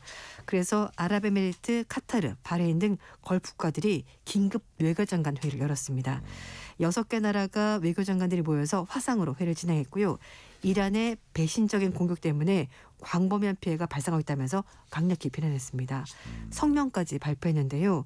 국가 안보, 안정을 수호하고 영토를 방어해서 필요한 모든 조치를 취할 것이라면서 여기에는 이란의 공격에 대응하는 선택지도 당연히 들어가 있다라고 밝혔습니다. 그래서 아마 이들 국가들도 상황이 더 나빠진다면은 군사적으로 개입할 가능성을 열어둔 상황입니다. 네. 이런 가운데 트럼프 대통령이 한마디 했는데 좀 장기전도 할 수 있다 이런 취지의 얘기였죠. 네, 맞습니다. 일단 미국과 이란 간의 이번 전쟁은 장기전으로 접어들 가능성이 좀 커진 것으로 보이는데요. 트럼프 대통령 본인도 장기전 수행이 가능하다라고 입장을 밝혔고 예. 이란도 강력한 항전 의지를 밝혔습니다. 트럼프 대통령이 3일 날 트루스 소셜에 대이란 군사작전에 필요한 탄약 비축량이 사상 최고 수준을 말하면서 장기전 수행도 문제가 없다고 주장을 했거든요. 앞서서 미국의 월스트리트저널이 미국의 방공 요격 미사일과 해상 발사형 토마호크 순항 미사일 등의 재고가 감소하고 있기 때문에 분쟁이 장기화되면은 이게 선택지가 줄어들 수밖에 없다라고 보도를 했는데 트럼프가 그렇지 않다, 사실과 다르다면서 SNS 바로 반박을 한 겁니다. 트럼프 대통령은 다른 나라들의 최상급 무기보다 우수한 미국의 비축량만으로 전쟁을 영원히 그리고 성공적으로 수행할 수 있다라고 강조했고요. 최상급 무기 비축량은 좋은 수는 아니지만 그러나 전쟁할 만큼 충분하다라고 말했습니다. 특히 또 말한 것이 이전 정부 바이든 정부가 우크라이나 전쟁하는 바람에 고급 무기를 지원했고 이것 때문에 지금 무기가 충분하지 않을 수 있다고 주장을 했습니다. 이런 가운데 이란군도 장기 방어가 가능하다라는 입장을 밝혔는데요. 이란 국방부 대변인이 이번 전쟁에서 적이 계획한 것보다 그러니까 미국이 생각한 것보다 훨씬 더 오랫동안 저항하면서 공세적 방어를 지속할 능력을 갖추고 있고 이란은 아직까지 최첨단 무기는 꺼내지도 않았다라고 주장했습니다. 네, 미국에서 반대 목소리 커지고 있습니다. 특히 트럼프 대통령 지지층이죠. Make America Great Again, 마가에서도 전쟁 반대 목소리가 나오고 있어요.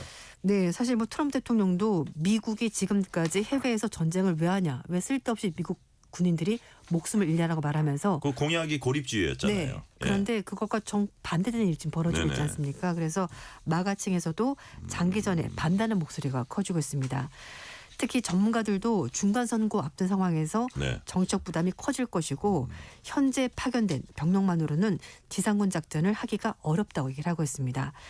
지금 현재 이란 작전에 동원된 미군 병력이 4만 5천에서 5만 명인데요. 이 정도 가지고는 공습만 가능하고 실제 전쟁은 불가능하다고 합니다. 실제로 1991년에 걸프전 당시 미국이 투입했던 지상군이 45만 명이었습니다. 그러니까 지금 어림도 없는 숫자가 되는 거고요. 특히 이런 가운데 미국의 보수 농계기자 대표적인 마가 지층인 타커 칼슨이 ABC 방송과 인터뷰를 했는데요. 이번 전쟁에 대해서 역겹고 사악하다 이렇게 비판했습니다. 그리고 또 다른 보수 언론인 맥인 컬리도 SNS에 이번 전쟁이 미국의 우선주의에 부합하지 않는다고 규정했고요. 작전 도중에 사망한 군인들이 미국을 위해서 죽었다고 생각하지 않는다라면서 부정적인 견해를 밝혔습니다. 이런 가운데 정점 매체 악시오스도 마가 지지층은 이번 전쟁을 놓고 분열된 양상을 보이고 있고 상당수 사람들이 해외 전쟁에 대해서 반대 입장을 고수하고 있는데 만약에 이번 전쟁이 신속하게 결정적으로 승리로 끝난다면은 전쟁에 반대하는 사람들도 곧 있겠지만 그렇지 않다면은 마가층이 완전히 분열될 거라고 전망했습니다. 특히 장기전으로 접어들게 되면은 재정적인 손실을 사실 고려하지 않을 수가 없는데요. 펜실베니아 대학교 와튼스쿨 산하에 있는 펜 워튼 예산 모델의 책임 연구자는 미국과 이스라엘의 대이란 군사작전에 총 경제 비용이 최대 2,100억 달러, 310조 원에 이른다고 하는데요. 직접적인 군사비 지출만 해도 최소 400억 달러에서 최대 950억 달러가 될 텐데 특히 전쟁이 2달 이상 지속되면 이 비용이 급격히 늘어난다고 합니다. 지금 안 그래도 이 트럼프 대통령의 관세 정책이 이보배라고 판단이 나면서 관세도 돌려줘야 되는데요. 전쟁까지 한다면은 전쟁도 더 커질 가능성이 있을 것 같습니다. 네, 이것도 짧게 여쭤볼게요. 그 후계자 하메네이 후계자 누가 될까 했는데 최고 지도자죠. 바로 하메네이 차남이다 이런 보도가 나오는데 좀 약간 엇갈리죠. 네. 확정이 됐다. 가장 유력하다. 이제 두 가지 보도가 나오고 있는데요. 이란의 반정부 매체인 이란 인터내셔널은 모스타바 하메니 그러니까 하메니의 차남이 후계자로 결정이 됐다고 보도했습니다. 헌법에 따라서 88명의 고위 성직자가 구성된 전문가위원회가 최고 지도자를 선출하게 되는데요. 이게 비밀 투표로 진행이 되고 있고 과반 찬성 얻는 사람이 최종적으로 지도자가 선출이 되는데 이미 선출이 됐다는 보도가 나왔습니다. 반면에 뉴욕타임즈는 이란 당국자를 인용해서 이 전문가위원회가 회의를 열고 모스타파 하메네이를 차기 지도자로 선출한 방안을 심의를 했다라고 보도했기 때문에 확정적인 것은 아니고요. 4일 날 공식 발표가 나올 수 있다라는 얘기가 나오고 있습니다. 그래서 네. 약간 아직은 유동적인 것 같습니다. 네. 자, 시간이 거의 다 됐는데 짧게 우리 교민들 어떤 상황입니까? 일단 교민들이 탈출을 하긴 했습니다. 일단 차량으로 투르크메니스탄으로 무사히 대피했다는 보도가 나왔는데요. 네. 이란에 체류하던 한국 국민 23명이 투르크메니스탄으로 무사히 대피했다고 외교부가 밝혔습니다. 이제 항공편을 이용할 수 없기 때문에 버스로 이동을 한 것이고요. 네. 두 대로 나눠서 이동을 했는데 중간에 이제 전쟁을 하고 있기 때문에 위험한 지역을 피해서 오느라고 상당히 시간이 걸린 것으로 보입니다. 투르크메니스탄에서 이 신속 대응팀이 현지 대사관과 입국 수속을 지원하고 있고요. 현지 숙박 그리고 귀국 항공편에 대해서 필요한 영사 조력을 하고 있고 이란에 우리 교민이 60명 있었는데 아직까지 네. 40명 정도가 남아 있다고 하고요.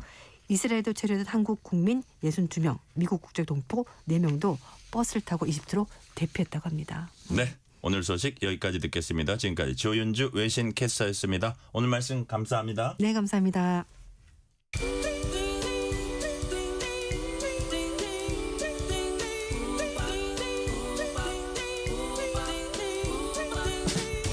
오늘 하루 뉴스를 정리해주는 다정한 편지 한 통. KBS 일라디오 뉴스레터 K.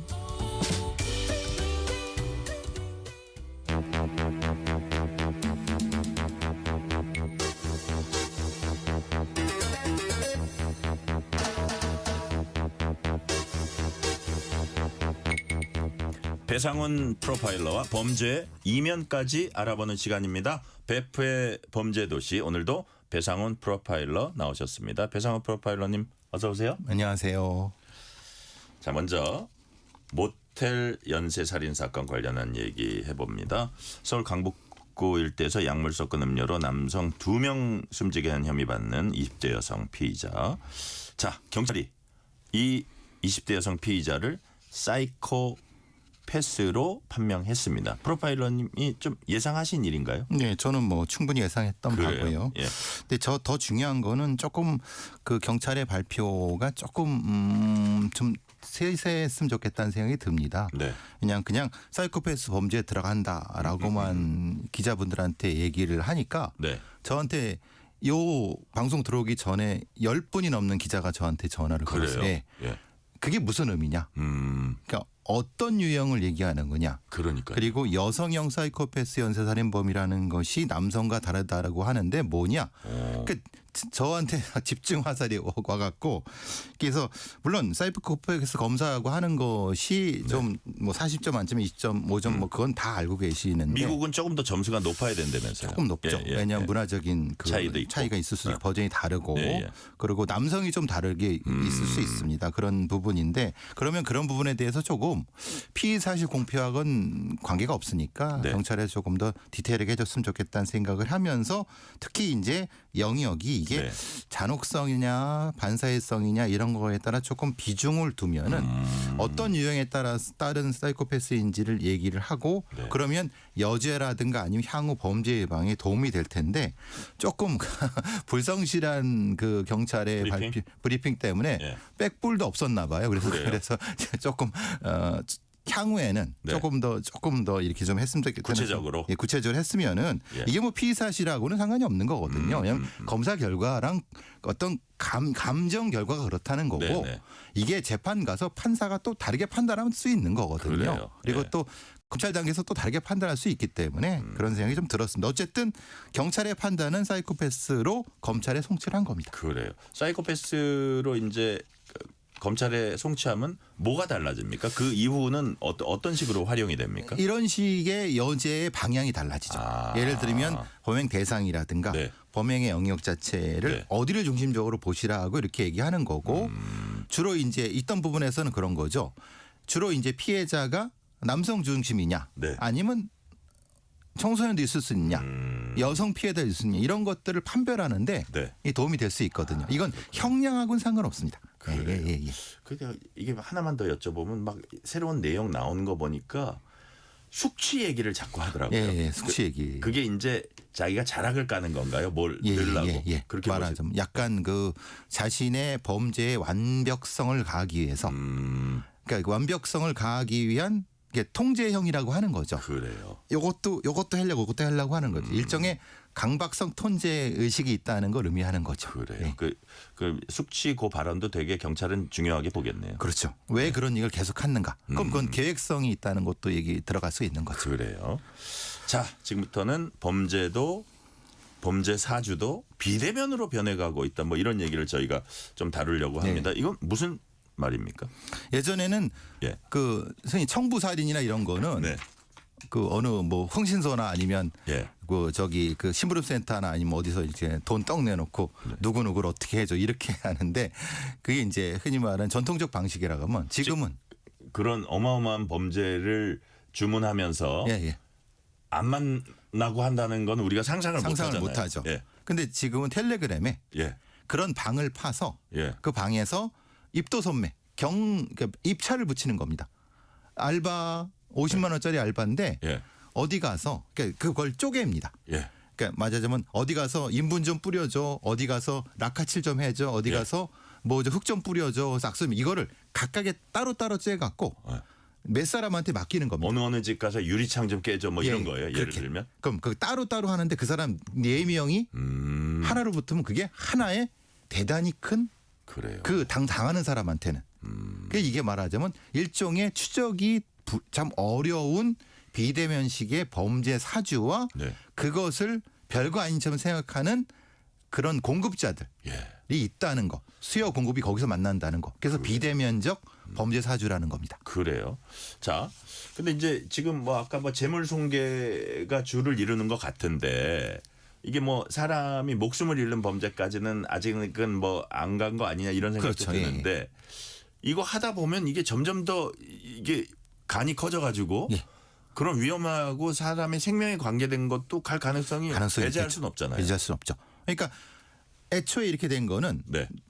본인이 하는 사람도 하는 사람 이건 청부받아서 하는 사람도 네. 요 정도가 뭐 큰 거겠어라고 하는 예를 들면 그 집 앞에 뭐 인분 좀 뿌리고 네. 물론 이것도 안 됩니다. 근데 네네. 그 사람들이 생각하기에는 그렇게 쪼개 놓으니까 사람을 죽이는 것도 아닌데 이렇게 생각할 수 있다는 그러니까 거예요. 범죄와 아주 뭐 여기에 경계선에 있다고 본인들은 생각하는 거예요. 애매하다고 생각하고 뭐 이 정도는 할 수 사람 있죠. 좀 아예 겁주고 그렇죠. 놀리는 건데 예, 뭐 예. 이렇게 예, 요 정도로 생각할 수 있는 거를 것들로 쪼개서 하는데 요렇게 하니까 범죄 의식이 중화된다. 그래요. 범죄학적으로 이제 중화라는 표현을 쓰는데요.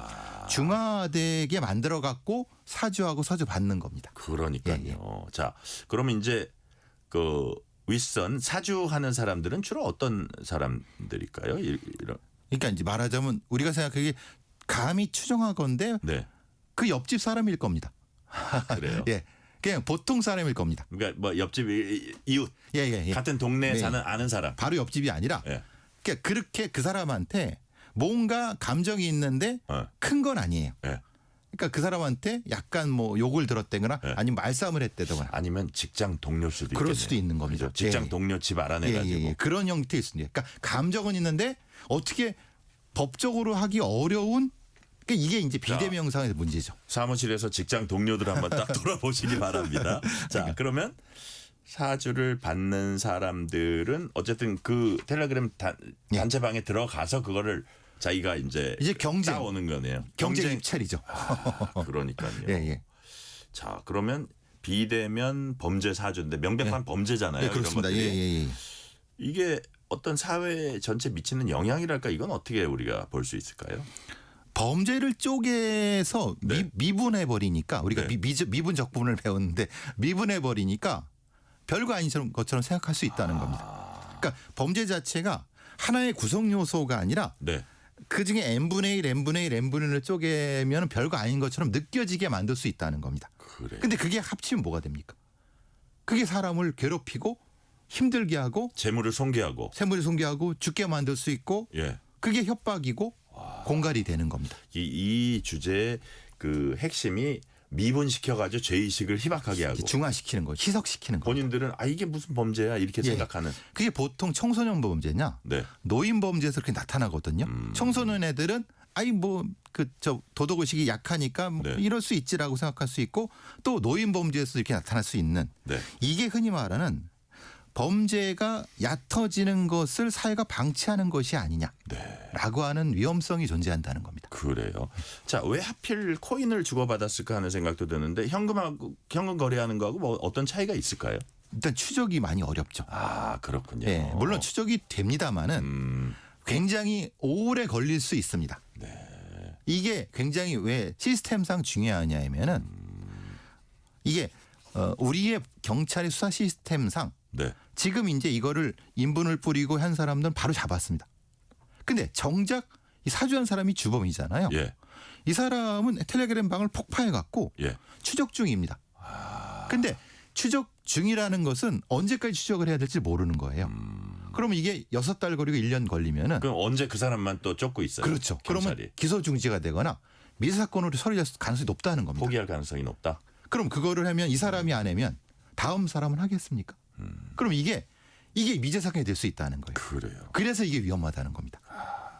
그래서 이제 그 범죄 사주 범죄 이 부분 수사도 이렇게 이루어진다 말씀을 하셨는데 프로파일러님 보시기에 이런 사주 범죄 사주 이게 좀 근절한다거나 좀 원천적으로 이게 뿌리 뽑기 위해서는 뭐 어떤 식으로 좀 접근하는 게 필요할까요? 기본적으로 이건 행위하는 사람이 아니라 네.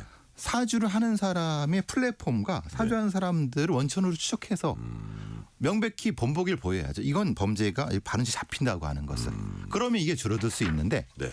행위자만 잡으면은 실제로 사주한 사람은 도망가 버리고 그럼 이건 완전 범죄가 될 수 있나라는 거의 보이스피싱하고 비슷하네요. 그렇게 되는 거죠. 그러니까 이거는 범죄 위협성이 더 크고 박멸을 하고 원천으로 잡아야 된다는 것이 필요하다는 겁니다. 네.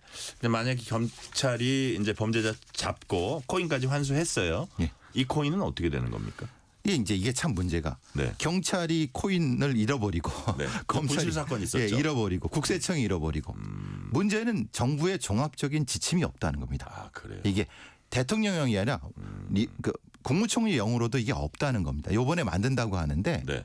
통합된 시스템을 만들어야지 이게 관리가 되지 관리가 안 되고 있다는 거예요. 그래요. 예, 그래서 좀 관리를 좀 통합 좀 매뉴얼을 만들어야 된다. 그러니까 한 부처가 아니라 경찰만의 매뉴얼이 아니라 각각의 수사기관들이 다 통용할 수 있는 그래요. 그게 필요하다는 겁니다. 수사기관들이 다 통용하고 공유할 수 있는 예. 통합 매뉴얼이 필요하다는 말씀. 그 말씀까지 오늘 듣겠습니다. 지금까지 배상훈 프로파일러였습니다. 오늘 말씀 감사합니다. 감사합니다.